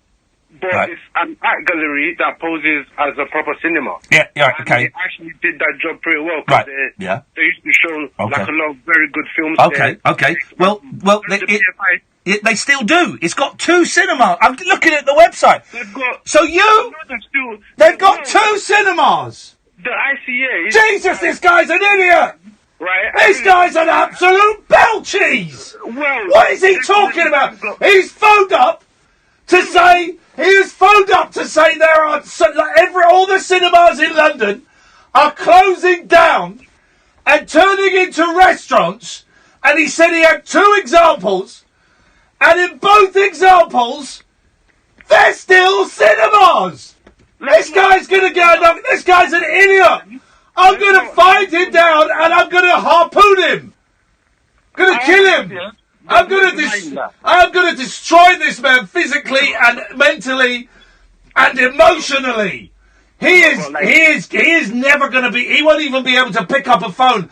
Not because his fingers will be crushed, which they will be, but because emotionally, he will be too scarred to pick up a phone. Picking up a phone for him will be like a Vietnam flashback for a veteran. So American soldier. Yes, Olga. Sorry, carry on with your point. Can I give you... Okay, thanks for your call. Let's go to Catherine. Good evening, Catherine. It's not Catherine. Oh, it's that Catherine. Thank God for that. Yes. I thought it was my Catherine. No. Thank God. How is she? She's still in the coma. Oh. I mean, she's still on holiday. Sorry, I get those 2 confused. She's still on holiday. Well, I still have big love for her. Well, I mean, it. To be honest, it's a break for everybody, isn't it? No, not really. Not for me. Well, if you want, I'll give you her phone number, and then you can get texts from her all day about her life. How about that? Well, that's what we girls do. But Okay. I do have a couple of questions. Here we go. I'm going to give you Catherine's phone number. Have you got a pen and paper? You can't do that on air. Yes, I can, because that's the kind of thing that I can do. Have you got a pen and paper? That's naughty. No, I'm not going to do it. 0203 286 Yep. 6370. That is Catherine Boyle's phone number. 0203 286 6370. Thank you. You're very welcome. But I have 2 questions for you, and Carla Okay. has a question too. Okay. Right. Yep. My first one. Number 1. How did the hair turn out? What, when I shave my testicles? No, on your chin, on your neck. The ingrowing one. Oh, I don't think it was an ingrowing one. I think it might be, like a cyst, like a tiny cyst. Oh. Is that funny, Carlo? He's going to karate chop him. Yes? Okay. Question number Better 2. get that checked. Okay, thank you. Well, yes. Why are you jumping straight to Luigi boards? Have you tried tarot cards first? I've tried tarot cards. Of course, I used to read the tarot cards for my mother. And I just think the Ouija board would be a right old laugh. We're going to take it seriously, but we're going to have a lot of fun with it as well. Okay, I just thought you may want to try alternate means in the house before you jump straight into the deep end. Well, I'm tempted to skip the Ouija board and get the pentagram out and light the black candles and recite the Lord's Prayer backwards. Okay, go for it. But I'm passing you to Carlo because he's got proper questions. Oh, thank you, Catherine. You're my favourite out of you and Carlo. Ian, how you doing, mate? It's great to hear. You're my favourite, Carlo, out of you and Catherine. It's great to talk to you. Yeah, hairy Sicilian speaking. All right, buddy. I'm glad you got over your cyst. We heard you laughing, mate. So okay. Oh, mate, loved it. I just wanted to ask you, mate. What's your top 5 films? What's your top 5 films? You know, in terms of what you watch. What's your top 5 films in terms of what you watch? Yeah. Okay. All right. Number 5 films in terms of what you watch. Films that you've seen. Number 5, Dog Day Afternoon, Al Pacino. Yep. Number 4, Grown Ups, Adam Sandler et al. Yep. Number 3, Ghostbusters 2. Number 2 is Enter the Dragon, and number 1 is Grown Ups 2, Adam Sandler et al. Yeah, nice, mate. How you been, though, bud? You been good? You're speaking like we're friends.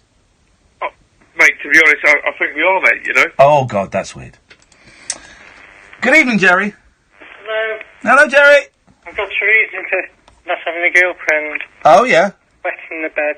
Yeah, do you know what? There are some girls that would dig that. Yeah, that can't send them my way. It's never been my kind of thing, but there are some people that bizarrely, I can kind of see why. It's like power, and if you're into power and humiliation, it's like, I kind of get it, but never really. Any sexual practice where you can't just fall asleep afterwards, you have to get up and have a thorough body scrub, that to me is unnecessary. You have to rush me out of bed first. Yeah, you got any sexual practice that you have to do in the bath. That to me is that's excessive. Still, that Lion Bar, huh? Lion Bar. Double-decker Charlie Chuck. Have you met Charlie Chuck? I shared a flat with Charlie Chuck in Edinburgh one year. He told me off for calling my audience the C word. What's he like? Is he a nice man? He's nice. He was a little bit. How many bonks he makes out to He I don't think he liked me, but he was a nice lad. Yeah, I like Charlie Chuck. On that cake over there. Huh? On that cream bun over there. Oh yeah. Don't get wow. You did. It's a good act. It's kind of, you know, I know it was all a bit surreal and Vic and Bob, but actually it's a really old-fashioned kind of act that. It's collaboration. Yeah, a variety, isn't it? I played it from Sidebomb. It's similar to Frank Sidebottom. Poor old Frank. Frank did the keyboards and he did drums. Oh. Charlie Chuck did drums and... Charlie Chuck had the tiny drum kit. Jerry, I'm going to cut you off because I don't want to talk about anything anymore. The next hour is going to be silence. This is Talk Radio. Talk Radio. Join the Talk Nation. Pick up your phone and Talk Radio. We'll get you talking. The big story of the day on Talk Radio with The Times. Know your times. Every weekday from 6:30, join Julia Hartley-Brewer for in-depth analysis of the morning headlines. Don't just be informed, be well informed, with fearless debate and in-depth opinion from right across the political spectrum. Join me, Julia Hartley-Brewer, for the biggest breaking current affairs stories, top guests and razor-sharp reaction. Get a better quality conversation at breakfast. The big story of the day with Julia Hartley-Brewer on Talk Radio with The Times. Know your times. That was a clean knockdown there for Darren Till. And an opportunity now. Johnny May zipping across the field. Match point for Williams. Alexander-Arnold towards Mo Salah. Oh, look at that! That is brilliant! UFC, Gallagher Premiership Rugby, WTA, 42 live Premier League games, plus loads more. Take them all on with BT Sport. Be there. BT. When a stroke strikes, the damage spreads like a fire in the brain. When you spot any single one of the signs, think and act fast. F. Face. Has it fallen on one side? A. Arms. Can they raise them? S. Speech. Is it slurred? T.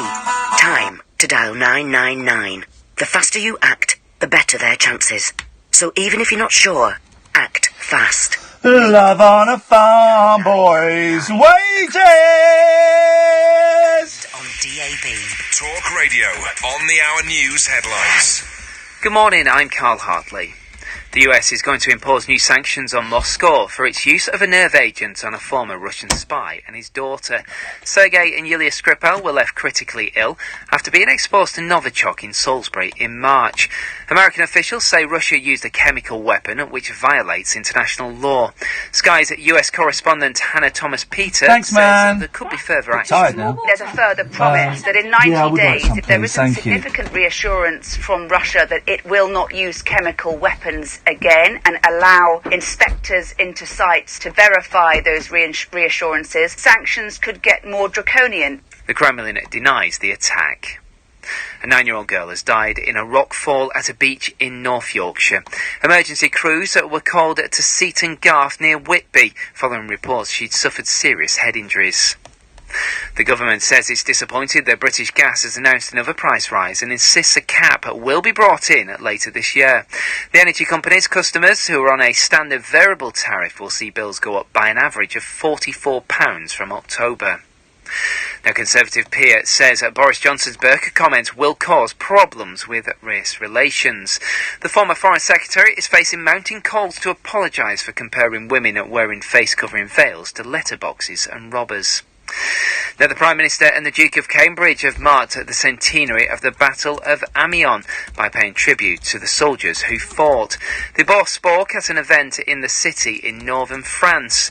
Historian and author Alexandra Churchill has been telling Talk Radio just how important this day was in ending the war. It was not just learning mistakes from on the Somme, but British Army commanders had round up everything that they'd learnt so far in the war. Every new piece of technology was integrated, ready to cooperate properly, and it really did kickstart the end of the war. On this day in 1918, open warfare returned to the Western Front. Cloudy overnight with showers in northwest England. More sunshine and showers expected later on. Heavier rain spreading across the southeast. The Late Night Alternative with Iain Lee on Talk Radio. We have ways of making you talk. Wages!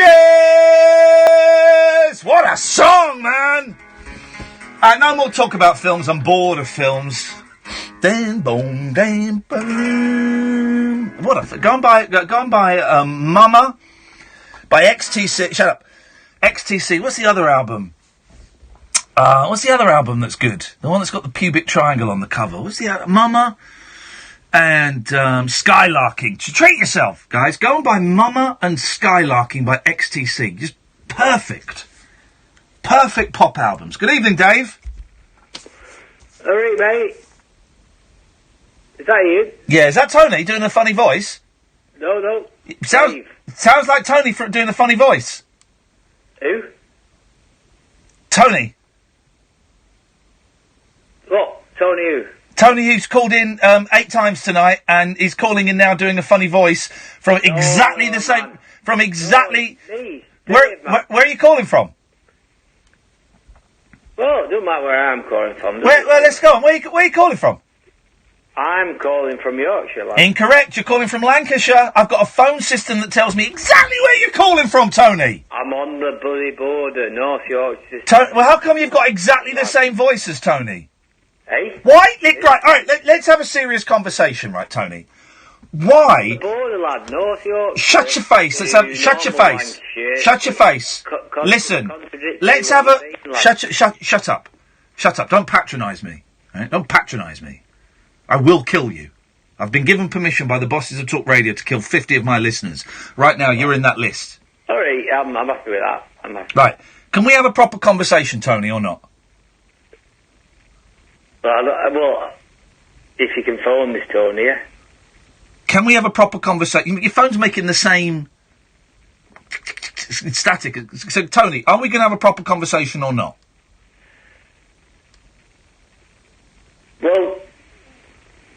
Well, you can phone Tony, yeah, if you want to. No. This is your last chance before I cut you off and I ban you forever, as I have done with Mo and with Wasim, all right? So this is your last chance. This is literally your last chance, okay? So think very, very carefully how you respond to this, because this could be the last question I ever ask you, because we will never speak again, right? If you give me the wrong answer. All right, lad.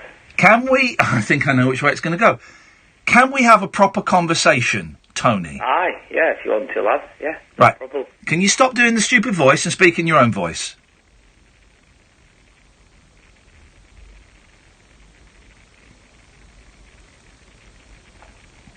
Alright then, yeah. That's me. Right. So it's Tony. It's me. Right. Tony, why do you think you have the right to call in as many times as you do? What gives you the right to do that? Because you cut me off for a... Mate, everyone gets cut off. I want to tell you one thing the other night. Right, no, but the thing is, everyone gets cut off. You've been on air more than any other caller, and you've got this real arrogant sense of entitlement that you should get on the air more than anybody else, right? So what makes you think that? And I listen to you, and I like... Okay, well, why don't you keep your phone calls down to one show a night, mate? Because, to be honest... You always cut me off when... Everyone gets cut off! That's how it works, Tony! Debating is what Parliament does, isn't it? Here's the thing. The other day, Catherine wanted to ban you forever. Did she? Yeah, and I was really close to saying, yeah, okay, well, hang on a minute. Because I know that you're troubled, I know that you're an alcoholic, and I know that you're a lonely person. No, you're wrong there, Ian, but... Alright, I apologise. I know that you're a massive pisshead who phones up drunk all the time, and that you're lonely, right? I know that, okay? No, I'm lonely, and when I've had a few bevies, I phone you up. Okay. I don't like talking to... I don't phone you every night. I haven't phoned you for nights, have I?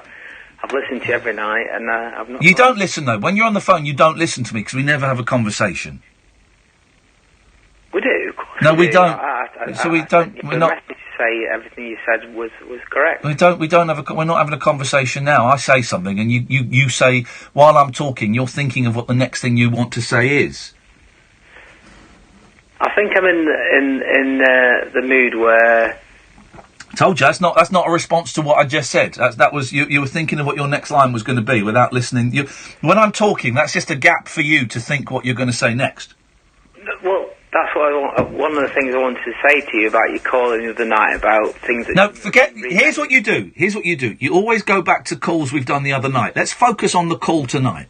Why don't you want to concentrate on what you... Because I'm really sick and tired and bored of you talking about calls that happened a week ago. Let's focus on... No, it was yesterday, wasn't it, where you said things that shouldn't have been remade. You're not responding to what I'm saying. When I am talking, it's just, you're not listening. That's just what I was going to say is about things that shouldn't have been. The first thing was made. Tony. I don't want you phoning the show anymore. I don't think, for several reasons, right? All right then. Well, before you... No, listen. I want you to listen. I don't care. No, Tony, will you shut up and listen? Shut up and listen. This is why I don't want you phoning, because you're a rude man. You're a rude, drunk man. When I'm talking, they can't hear you. Don't like that. I didn't hear what you said, because when I'm talking, you get faded down automatically, right? You're a very rude, drunk man, okay? So, I don't want you phoning this show anymore, because for several reasons. One is, you've got issues, man. You've got real issues, I suspect. Just like you, yeah. Yeah, but I'm working on my issues. And when people who have been through those issues talk to me, I've learnt to shut up and listen. I know plenty of people who've been through more issues than you've ever been through. And let's play top trumps with issues, shall we? Yeah, I've done nothing but love you, Ian. So I don't. Jesus, well that sounds weird. Against me. Here's the thing: if you listened, if you stopped talking and stopped thinking about what your next line is going to be and listened, then I will tell you that I will answer that question. You would listen, never talk me is the fact that you said the other night what should have not been made in the first... I'm not interested in that. I'm not interested in what we did the other night. That was the other night. You've asked me a question. You've asked me a question, and I'm about to give you an answer. If you stop and cross... Jesus, this is why I hate drunk people. I cannot hang out... When I'm with people and they're drinking... When your voice is high, you're compressing my voice. I know how it all works, Ian. I've worked in it. You haven't got a flipping clue. This is why, when I'm out with friends and they're drinking, there is a threshold, and when they cross that threshold of drunkenness, I go, do you know what, guys? I'm out of here. I hate hanging out with drunk people. Because I was one! And I know now what an obnoxious, self-absorbed person I was. Now, Dave, you are... No, that's who I am, but you won't let me tell you... I don't want to talk about a topic that we did last night. I don't want to talk about that. You've asked me a question. Would you like me to give you the answer?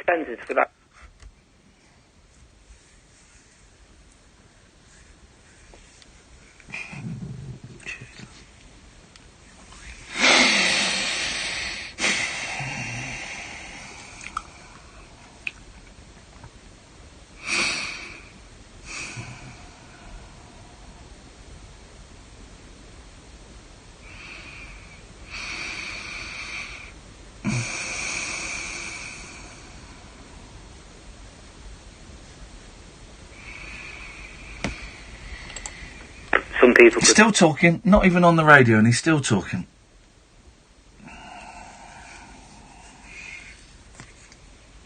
Tony, if you could be quiet because you're not on the radio, right, I'm going to explain to you why I'm not going to allow you to phone in the show anymore. Would you like to hear that? I'd like to be forgiven because this isn't me. Nothing to be forgiven for. You haven't done anything wrong, okay? I have. You've had 20. I phoned most people I know close to me recently and told them all to fuck. All right, right. So you're the only. You just said the F word, mate. You're not coming back on the air. I'll keep you on the phone. Let me know when we have the delay back, please, Sam. So you're not coming back on the air, Tony, because you just dropped an F-bomb, right? So, here's the thing. And I think Catherine was right, and I thought I could get something out of this, and I can't, right? So, these are the reasons, in no particular order. You haven't got anything to apologise for. I don't go home going, God, those calls from Tony. Oh, man. I don't think about the calls once I've left the show. So you have nothing to apologise for. I don't want to add to your list of reasons to hate yourself, man, because it sounds like you've got a pretty full list already. So I don't hate you. I don't have any feelings towards you either way. I don't think... Not a bad guy. He's not listening. Dave, is it worth me... Dave, sister and husband to get the bathrooms done, and I'm making money on property that I buy and sell. Just what is the point of this? I'm depressed and... what is the point of this? I've had anxiety for 30 years and... Dave, Tony. I've fucked up. Right, there's just... Right, goodbye, Tony. Got that dumped, did we? Apologies to the people on YouTube. You've had 2 F-bombs. But Tony, I mean, are you going to listen to why... Right, he's not going to listen. All right. He's gone. Don't take his calls anymore. Mark, if you could put a mark on him, foul-mouthed and drunk on those. I was going to give you the reasons why. I was going to maybe suspend you, give you a 3-month suspension from calling in. I'm just wasting my words even talking about it. I'll tell the other listeners why. So... these are the reasons that Catherine and I talked about possibly not letting Tony... Come on. One, the most basic one is, this is meant to be an entertaining show. And with certain callers like Mo and Wasim, who I've said I don't actually want on the show anymore, and Tony, I can't get anything entertaining out of them. There's no entertainment value. They're all very one-dimensional, one level. There's nothing... I can't get any entertainment out of them because they just come at you at one level, and there's nothing I can do with that. You know, there's only so much I can do with that. I'm good at getting, stuff out of calls that aren't that great, but with them, I can't make them entertaining without them becoming bullying, and that's not what I want to do. So there's that. And then with Tony's obviously got issues. I would suggest he's got issues with alcohol because every time he phones up, he's steaming. And he lies. He has lied to us about how much alcohol he drinks and about stuff that's going on, and we know that. And I like to think that I can kind of, because of my relationship with alcohol and drugs and my recovery of 13 years and then my little relapse of a few months and then recovery again, I like to think I've got some, not wisdom, but experience that I can share that some people find helpful and inspirational, and some people find a little bit too goody-goody. But it's I can plant seeds. And with someone like Tony, I can't. They're just as you heard, they're just not listening. So I'm wasting words. So not only do Kath and I think that we can't help Tony, we also think, more importantly, that perhaps we're making him worse, which is heartbreaking to think that there is a soul out there, a brother out there who is lonely, and we know that. I get that. I've talked about loneliness before. I wrote a blog about it. That there is a soul out there who is lonely and is filling the void that loneliness creates with alcohol, and that there is a significant chance that by me talking to him, somehow we're making that worse. So, Catherine, you were right. I think it's best that we don't let Tony on again. And, Tony, if you are listening, I wish you the best of luck on your journey. Alcoholics Anonymous is a great resource. It's not for everybody, but the room's got me clean both times, man. But I know it's not for everybody. If you Google Alcoholics Anonymous, there's a phone number. You can call it and they will tell you where your meetings are. You can talk to your GP. You can talk to your priest if that's your trip. Talk to friends. But, you know, I think I might be making you worse, and that's a terrible, terrible thought. So I wish you nothing but peace and love and sobriety and happiness on your journey. You are precious, you are priceless, and you are valuable, and you deserve better. Sean, stay there. We'll come to you in a second. This is the Late Night Alternative on Talk Radio. Talk Radio. Talk and entertainment across the nation. Talk Radio. Give it some lift. That was a clean knockdown there for Darren Till. And an opportunity now. Johnny May zipping across the field. Match point for Williams. Alexander-Arnold towards Mo Salah. UFC, Gallagher Premiership Rugby, WTA, 42 live Premier League games, plus loads more. Take them all. He's phoning back. And what can you do? BT. Gig's over. Pour out into the night. 200 people disappear into the darkness. Should have brought my coat. Ears ringing. T-shirt sticking to me. Not ready for bed. Text from mates. Time to regroup. Door slides open. Step into the light. Eyes blinking. No need to think.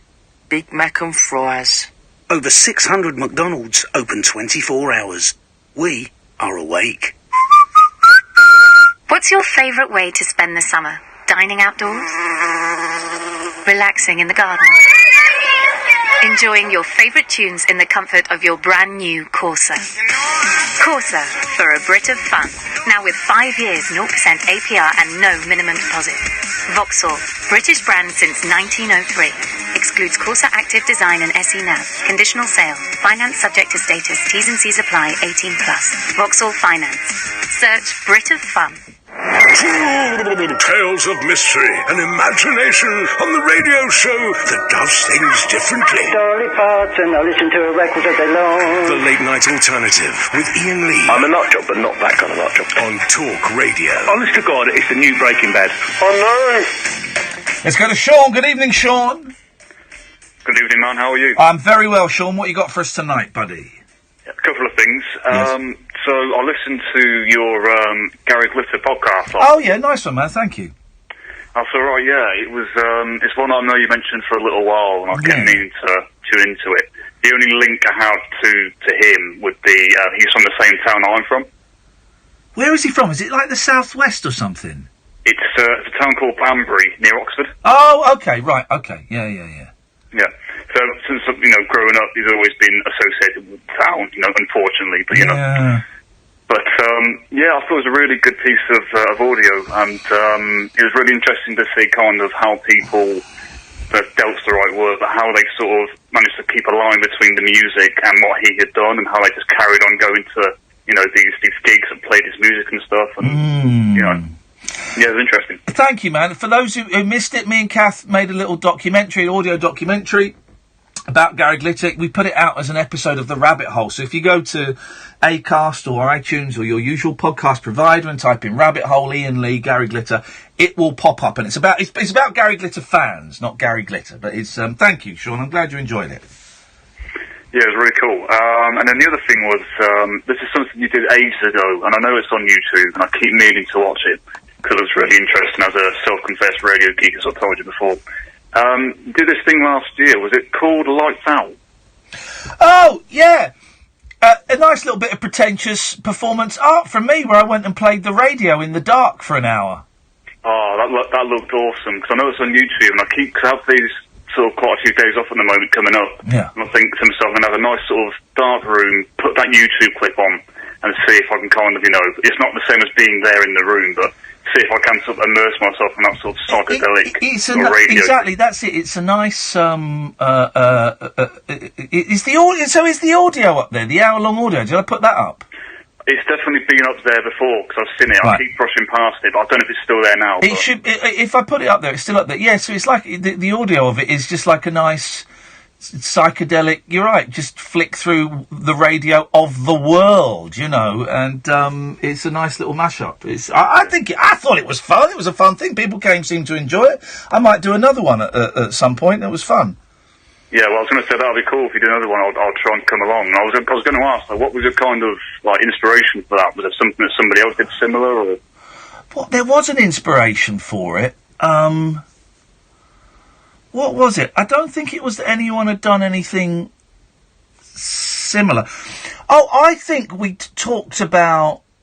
I think that me and Catherine had talked on air about doing. What was it?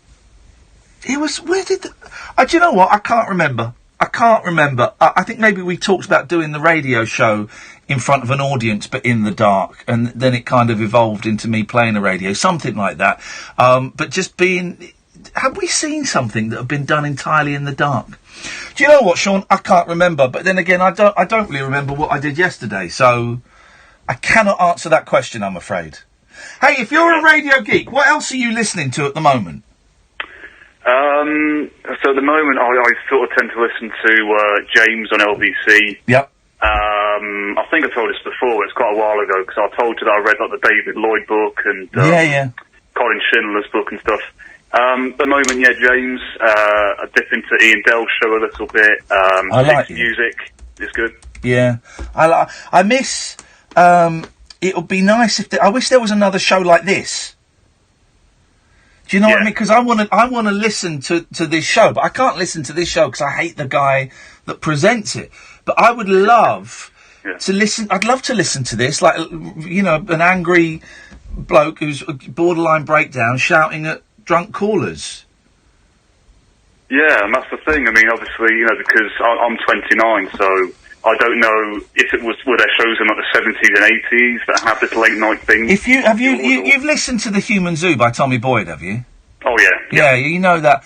So no, I don't think there certainly wasn't anything I was listening to. I feel that I kind of followed Tommy Boyd for a bit, and then I kind of feel like in the last couple of years I've branched off into my own thing. But I don't know. So some people are saying online, Tonight Show is particularly good. And I don't think it is. Because shows like this, where it's a little bit more performance art than like radio, because this is all a bit theatre. It's like shows like Tonight are the reason that I am a cult steady and not Dermot O'Leary, and sometimes I'd like to be Dermot O'Leary because I'd like to have a huge audience instead of 65,000 people. I'd like to have a huge audience of 1 million. I'd like to have the money that Dermot's got, and I'd like, it's like I can't stop being an idiot. When I was on Good Morning Britain today, someone said on air, hasn't it been hot? And I couldn't resist it. I looked at the camera and I just went, oh, it's so hot. Honestly, it's just too hot. And I did like 20 seconds of, oh, it's so hot. And I'm just thinking, oh, shut up, man. Stop. No, A, the Good Morning Britain audience aren't going to get the reference. And B, is the reason you don't get much work is because you do stupid things like that. So, I don't know. I wish I could toe the line a little bit more. Yeah. I know what you're saying. I think one of the quick things that just popped into my head on the radio thing, obviously at the moment, it's a lot of stations very sort of pro-Brexit, like LBC, and, some of the shows on your station as well. But I'm just thinking, when the Brexit, assuming we leave and Brexit happens and it's over, the 2 years after next year when we leave in March, do you think it's going to be the same for the next 2 years, but then maybe after 2 years after that, radio might change a little bit? Like in terms of talking about it, I think I can see another 5 or 10 years of Brexit phone-ins. It's the weirdest and dullest phenomenon that. When was the referendum? 2 years ago. So we would have had a run-up of a year at least before the referendum. So far we've had 3 years of Brexit. We've got another 2 years of Brexit phone-ins. So that's that'll be 5 years of one topic dominating phone-ins at least. And then I reckon we'll have another 5 years of people talking about the impact of Brexit and how it's affecting us, and there'll be calls for a second referendum, and we told you it was going to be rubbish. Well, it's your fault. We could potentially have, Sean, 10 years of one topic of phoning, and it is so boring, isn't it? Well, I mean, if that's the case, please stay on your show because we need you. We'll see, man. We've never known this business. Hey, thanks for the kind words, Sean. Sean, it's nice to talk to you. No worries. Take care. Cheers, my dears. Ta-ta. I do think, honestly, we try and avoid the Brexit phone-in and the Trump. Sometimes you can't, but generally we do. And I always say, if people have got like a different angle that hasn't, an argument that hasn't been heard in the debate so far, you can call in about it. And it's kind of your show in that you lead the topics and stuff. And if you really wanted to phone in about Brexit, you could do. And I've talked about it a couple of times. But, there's going to be at least 5 years of one topic dominating phone-ins, like James O'Brien. I love James O'Brien, but most of his shows have been about Corbyn or Brexit, which is and he does it brilliantly because he's a great presenter. Nick Abbott, Brexit for the last 3 years. Shows on this station, and you just think, man, what else is there to say? Anyway. 0344 499 1000 is the phone number if you want to give us a call. I tell you what, for the last 30 minutes of the show, why don't we chill out and we will take calls straight to air. Relax, Hayley. You don't need to answer the phones. We're going to take calls straight to air. This is the late night alternative on Talk Radio. George McTavish Neephead Galloway, you have been found guilty of presenting dangerously compelling radio. How do you plead? Guilty, as charged. Never did that before. The mother of all talk shows with George Galloway. Join me for 3 hours of double galvanized opinion, supercharged debate, and highly energized crystalline vision. Radio Free Galloway. Knock me right down and I'll bounce right back. The mother of all talk shows with George Galloway. Order! Innocent until proven guilty. Tonight, from 7, On the nation's new home of sizzling debate, Talk Radio. maybe you can't handle the truth. It's electric, it's eclectic, it's always rule-free. It's the late-night alternative with that man, Iain Lee. On Talk Radio. 03444991000 is the phone number. We'll take calls straight to air for the last 30 minutes. Look at that, it's 12:30. It was 10:15 a minute ago. I don't know where the show has gone. I tell you what, because Catherine is off, and it's lovely having you, Hayley. I always like working with you. I don't know if you might hate working with me. I don't know. But it's always nice. And Sam, it's always a pleasure. But I miss Kath, because Kath is like my best mate, and she kind of, has helped me with this divorce. She's kind of my constant, right? And, so coming in and doing these shows, it's like I'm getting the train in because I'm doing the Good Morning Britain, then they take me home, and then I live right by the train station, so it's like I might as well get the train in. And then I go to and I come in, and like the hour before the show, doing it without Kath, it's like, oh God, I've got to do the show. And then I come in, and they've been a blast this week. I've had so much fun doing them, but that hour when you got to do it on your own, you think, oh God, I can't do it. It's just, okay. But they've been fun shows, Tomorrow's going to be fun. Stephen Page from Bare Naked Ladies is coming in. He's got a new single out, which I've not heard yet. I don't know, what's the new single? Let's play it, shall we? He's doing a tour all over the shop. What's the... Hang on a second. Stephen Page. Let's go to stephenpage.com. I'm not in on Friday. I'm going to the Union Chapel to see him. One of the if you've never been there, it's an old church. Go and see an acoustic gig there. Flipping heck, man. So Howard Hughes is doing the show on Friday, which what a thrill for me to have him filling in for me. Here we go. All right, this is the new Stephen Page song, White Noise. I've not heard it. Could be a stinker. Could be terrible. Let's find out. Here we go.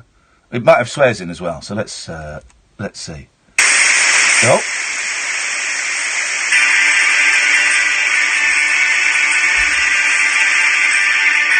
Love that! Stephen Page, White Noise.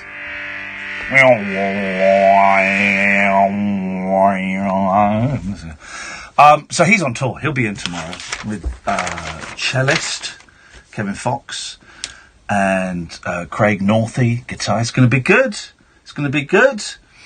And you can watch it on the YouTube as well. We'll stream it on the YouTube and the Periscope as well, so you can have some of that. 0344 499 1000 is the telephone number if you want to give us a call. You'd be very welcome. Call straight to air. Chris Eubank is pictured putting his own parking ticket on a £160,000 custom Bentley during London shopping trip. Chris Eubank appeared to place his own parking ticket on the windshield. Windshield? That's American. We say windscreen, don't we? Of the custom Bentley he was driving during a London shopping trip on Wednesday. The former boxer, 52, parked the customised car on swanky Savile Row, and the move was reportedly an apparent effort to deter parking wardens from giving him a new ticket. After spending 10 minutes in the shop, it says his store. Is this written by an American? What is this? After spending 10 minutes in the store, the dapper star headed back to the car with the personalised number plate of 1KO. Chris, who was declared bankrupt in 2005 over an unpaid 1.3 million...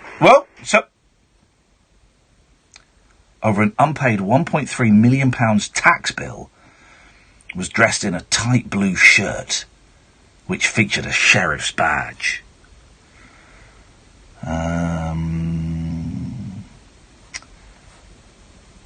In an interview in The Telegraph in 2003, petrol head Chris admitted he gets a lot of parking tickets, also confessing in his younger days he had a need for speed.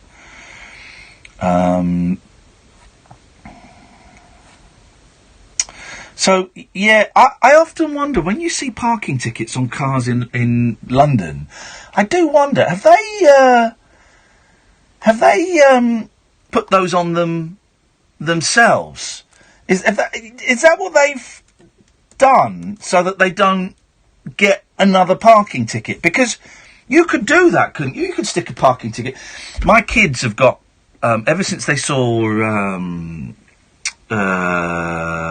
Home Alone, the youngest in particular, who's the naughtiest of the two, he's obsessed with practical jokes and booby traps.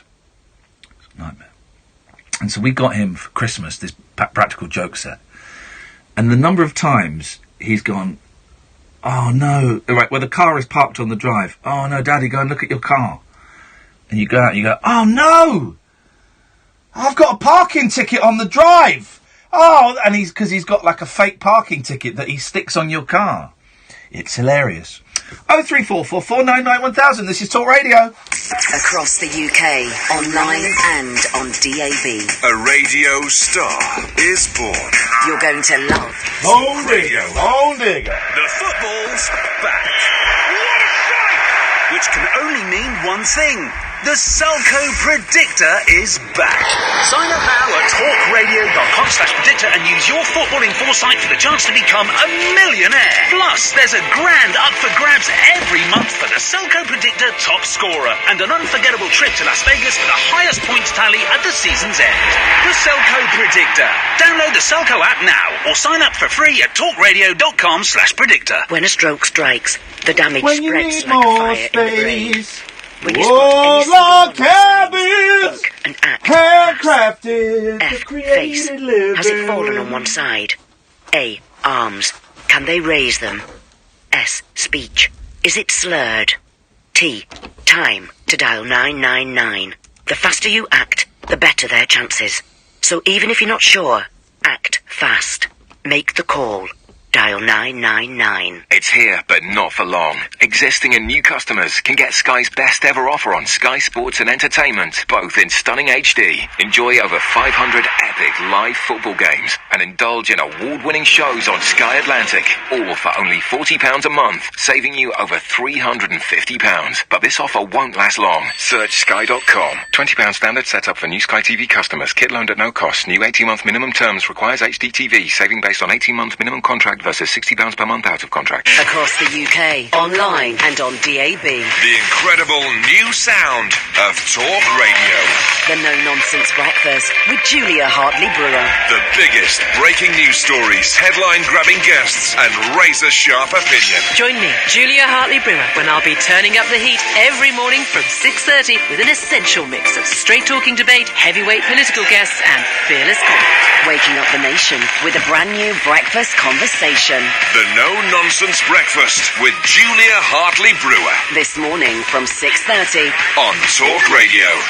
Experience the unconventional. Evening, boss. The unpredictable. What's happening? And the completely unorthodox. Exactly. With rule-free Iain Lee. The late-night alternative with Iain Lee. I've got no internet for the last 4 days. On Talk Radio.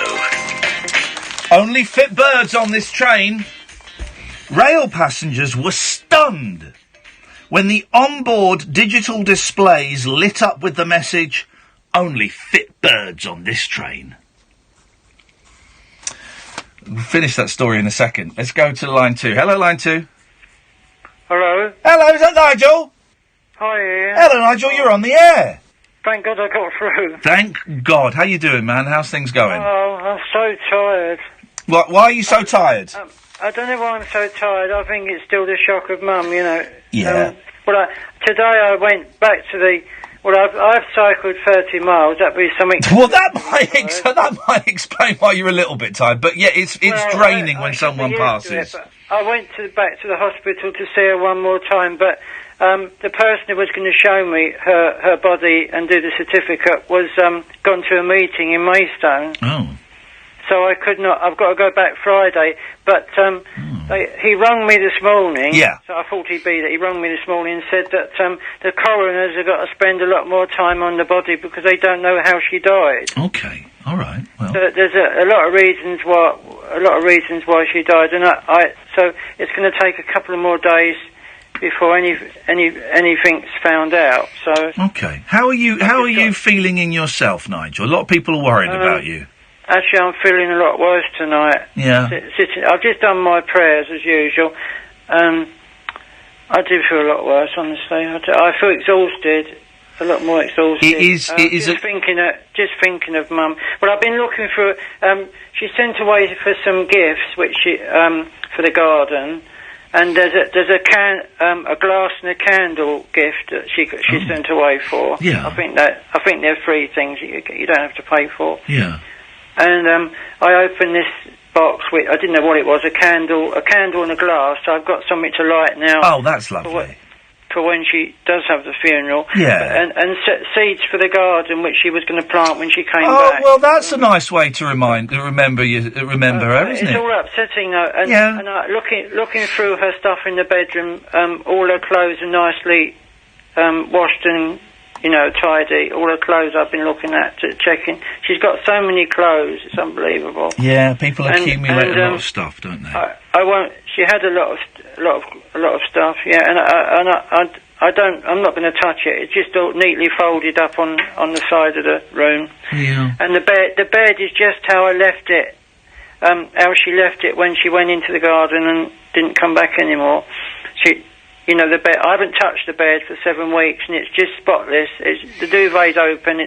It's spotless. The bed, Yeah. And that's how I'm gonna leave it like that for some time. Yeah. Until after the funeral. The funeral will probably be weeks now away. Could be, couldn't it? It takes a lot longer than people think. I feel so sad, honestly. So sad. I'm not making it up at all. I mean... No one thinks for a second that you're making it up. No. I didn't think it did, but... No, God, no one thinks taking that. all the strength out of me, really. Yeah, of course, it's exhausting. You've had exhausted, a lot of stress with her being ill for so long, and then when someone passes, it sucks all your energy out of you, man. Yeah. Well, quickly, maybe before the news, I've got a new song I did about 3 months ago. Yeah. I did in Maidstone, and it's a song you've not heard before. I made up in the town centre. Yes. It's on my Facebook at the top of the page. If you could play that. Well, do you know what? We haven't got... Can you give us a call tomorrow? Because we're coming up... I've got a few more calls, and then Paul Ross is coming in a couple... And the show's going to finish in a few minutes. Yeah. So maybe give us a call... Tomorrow. Maybe give us a call tomorrow, and we'll see if we can play it. That'd be lovely if you All could. right, It's called People of the World Come Together. Oh, that's a nice message. Can I sing a bit? Please do. Go on. Yeah. People of the world come together. People of the world join together. That's what it's gonna be. People of the world. That's just half of it. That's nice, man. That's what a lovely tune, isn't it? That's what we need in this day and age. Yeah. It's a lot. It's about 3 minutes long at least. The actual record, the actual recording I did on. You'll be able to see me as well. You can put it up on Twitter. Oh, you want to be an internet sensation again? Yes. Could you put it up on Twitter? No. Oh. No, I can't. Well, I'll have a look. I'll have a look and see. Yeah, it's a great song. All right. I think it would be a hit if it was made into a record. Are you sleeping much at the moment, Nigel? Yeah, I am sleep. I mean, I go to sleep in early morning, but I keep waking up after every two hours, and I think it's lunchtime, but it's only 9 o'clock in the morning. Yeah, I know what you mean. It's awful. Yeah, I'm not sleeping. Oh, mate, I'm sorry. Sorry. It's such a shock. Yeah. Anyway, I'll say good night, Ian.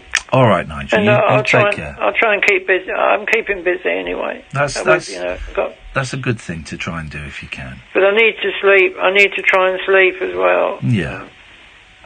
I'm really sorry for your loss, Nigel, and you've got lots of support online. All the time, maybe I'll take my mind off of it. As soon as I take my mind off of it, it's back again, you know. Yeah, of course. It's just, I don't know really. But anyway, thanks for listening, Ian. And hi to Catherine if she's there. She's not here. Catherine's off this week. She's on holiday.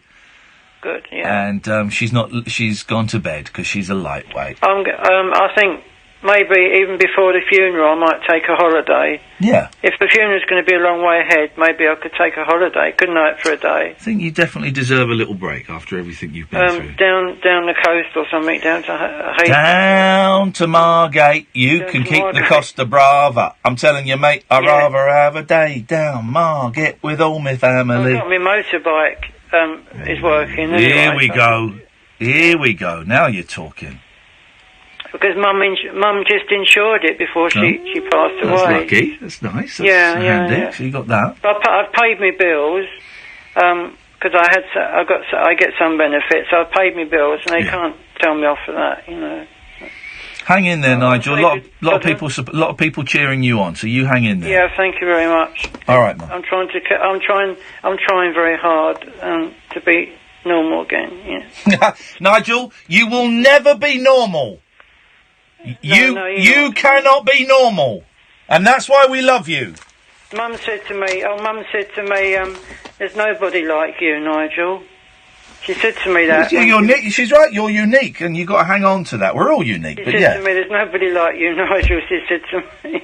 Yeah. That's very kind of her. It is good. We're all unique, but you're very unique, if that makes sense, which it doesn't. All right, Nigel, listen, take care, mate. Try and get some sleep. God bless. All right, fella. God bless you. Bye-bye. Bye-bye.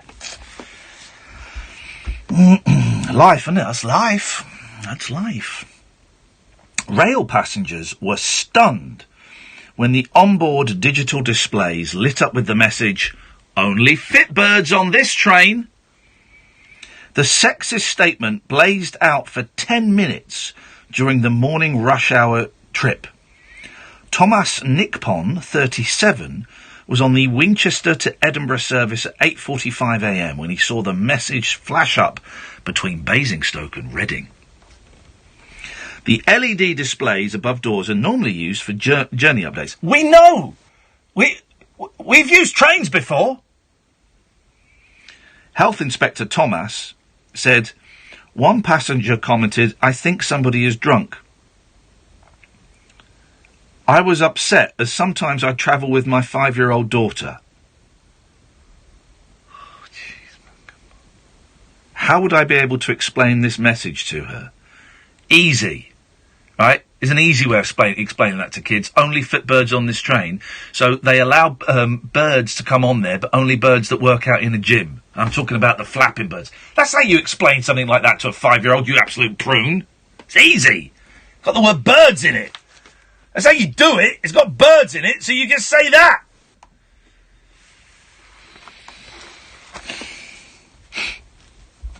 It is very sexist. Some people were laughing, but some, especially women, were not happy. Train firm Cross Country is looking into who was responsible for the sign last Thursday. It said, such language is unacceptable. Soon after the train's departure, we were informed about this message and made immediate arrangements for its removal. An investigation is underway. We will find out who did this and execute them. Wow! Those guys are taking that seriously, man. No messing around there. They're going to kill the dude what done it. That's what they're going to do. And there's another story. There's loads of stories recently about people doing it outside. This is technically Kath's territory because she loves doing it outside. This is horrible. Everything about this story is messed up, right? Everything about this story is absolutely messed up. A desperate dad clouted a man. Come in, Paul. Listen, everything about this story is messed up. A desperate dad... Turn Paul Ross's microphone on immediately. Do you know who this guy is? I've just come from Leeds. I was playing cricket in the field. I saw something untoward. I would have made an over. A desperate dad clouted a man having sex in front of cricket-playing kids after cops failed to turn up. Disgusted parents rang 999 as a boozy couple romped in a city centre park. One father finally gave up waiting and confronted the pair as a mum filmed the bus stop for evidence. Last night, one onlooker said, fair play to the dad. What they were doing was outrageous. There were no cops. They well and truly had it coming. Well, I think that's what... Yes, thank you. The bit I love in that coming up is when the dad went over and he gestured towards the kids and one lad started walking towards them. Of course he did. I don't get doing it outside. No. I've never... Well, after that, a woman was arrested for being well over the limit and drunk driving, so there's always that kind of backstory. There's always these stories of people like doing it in Tesco. The bedroom is the place for relationships. If you have to, then do it in the bedroom with the curtains. What do you mean if you have to? Oh, it's such a faff these days. Yeah. It's too hot and it's too sticky. Too sultry. It really is. It's a lot of effort for such little reward. Paul Ross, I like your shirt. You're the king of shirts. With a lumberjack vibe. Yeah, I like that. But that's like the smart lumberjack. It's an old Lee Cooper favourite. I like that. What's on your show tonight? Shirts? I am very excited. I'm trying to restrain myself because I have a terrible habit when I get a guest whose work I love to tell them everything I know and not listen to them. Yeah, I know that. We are joined... I don't even know how to pronounce this man's surname properly, but I'm excited. His name is either Steve Binder or Steve Binder. Yeah. 50 years ago this year, he produced and directed the Elvis Comeback Special. He's live on the show at 1:30. Shut the front door. There's a book out about that. There's a book. I've got my DVD set in here. It's going to be on cinemas for the first time, August the 16th, selected across the country. Yeah. It was a game changer for Elvis, led to the third part of his career. The guy that directed it is coming on. And produced it. He's now in his 80s. He also, get a load of this, you'll love this one, he produced and directed the TV Star Wars Christmas special. Oh, that's I love crap. I've only been able to sit through 15 minutes of that. Chewbacca doing the ballet dance? That's unwatchable. Wow, so he started and... Well, also, though, remarkable story. Yeah. Before Elvis, the reason Elvis wanted him was because he said no to the Colonel for the first time. He wanted to do the Christmas. They wanted a Christmas special. And he did go out in December. They said no. But before that, this guy had done a Petula Clark special, in which in one of the takes, when she's duetting with Harry Belafonte, she touched his arm. Yeah. The studio didn't want that in. Okay. White woman touching the black guy. First time it was on American television. And he destroyed all the other takes, so they had to use that version of this guy. So he's going to have some stories to tell. 1:30. I've got I say a mate. She's been on the show a few times. I would say we're mates now. I've got a mate who was in the audience for the Elvis Christmas comeback special. Because it kind of invented MTV, almost. Yeah. MTV Unplugged. But you can see it, that bit where they're sat in the round and they're sat there playing the acoustic guitars. It's Anne Moses, who was the editor of, I always get it wrong, it was either 16 or Tiger Beat magazine. Tiger Beat was famous in the States, wasn't it? And she's there, and there's like a big close-up on her as Elvis is singing, it's... Hey, there's a pretty little thing waiting for the king down in the jungle room. So I can't wait for what time, do you know what time? 1:30. 1:30, we're doing it live tonight, 1:30, I cannot wait for that. I'm there. I mean, apparently he said to Elvis said, well, what do you think, where am I going? He said, at the moment, Elvis, your career is in the toilet. Yeah. He took him out in the street and showed Elvis that because people didn't recognise the king, apparently. So these are all the stories I've read anecdotally, so I cannot wait to get this. To have the balls to go up to Elvis. Elvis. He's only 31, 32. Yeah. Fantastic. And in the end, the Colonel stopped the switchboard at Graceland, putting that bloke's calls through to Elvis, because he was hoping to take Elvis, not for monetary reasons, but to do other stuff with him. But of course, then the Vegas years happened, Elvis fell back in love with live performing, then he made documentaries like That's the Way It Is, and, I mean, great documentaries, and then the rest is history. I know you do, I don't like 50s Elvis. 68 to 72 for me. That's the voice, the little bit of extra bulk gave him that richer karate voice. on stage. Karate during Suspicious Minds. Come on, man. And I love it when he name checks the posse at one point. The mafia, he goes, as Charlie is a general flunky. We've only got 10 seconds, but there's that brilliant tape of him live in concert. There's some people out there been saying I'm strung out on drugs. Well, let me just say, if I find out who's been saying that, I'm going to kill them. It's a great thing. Elvis Presley on the show via Steve Binder. Paul Ross is on at 1. Thank you, Hayley. Thank you very much, Sam. Thank you to nearly all of the callers. I will be back tonight at 10 with Stephen Page, formerly of the Bare Naked Ladies. Until then, ta-ta. Talk Radio. Oh, man, that is awesome. Radio. We'll get you talking. I've double-checked the phone number. And Subway. Yeah. We don't do tiny.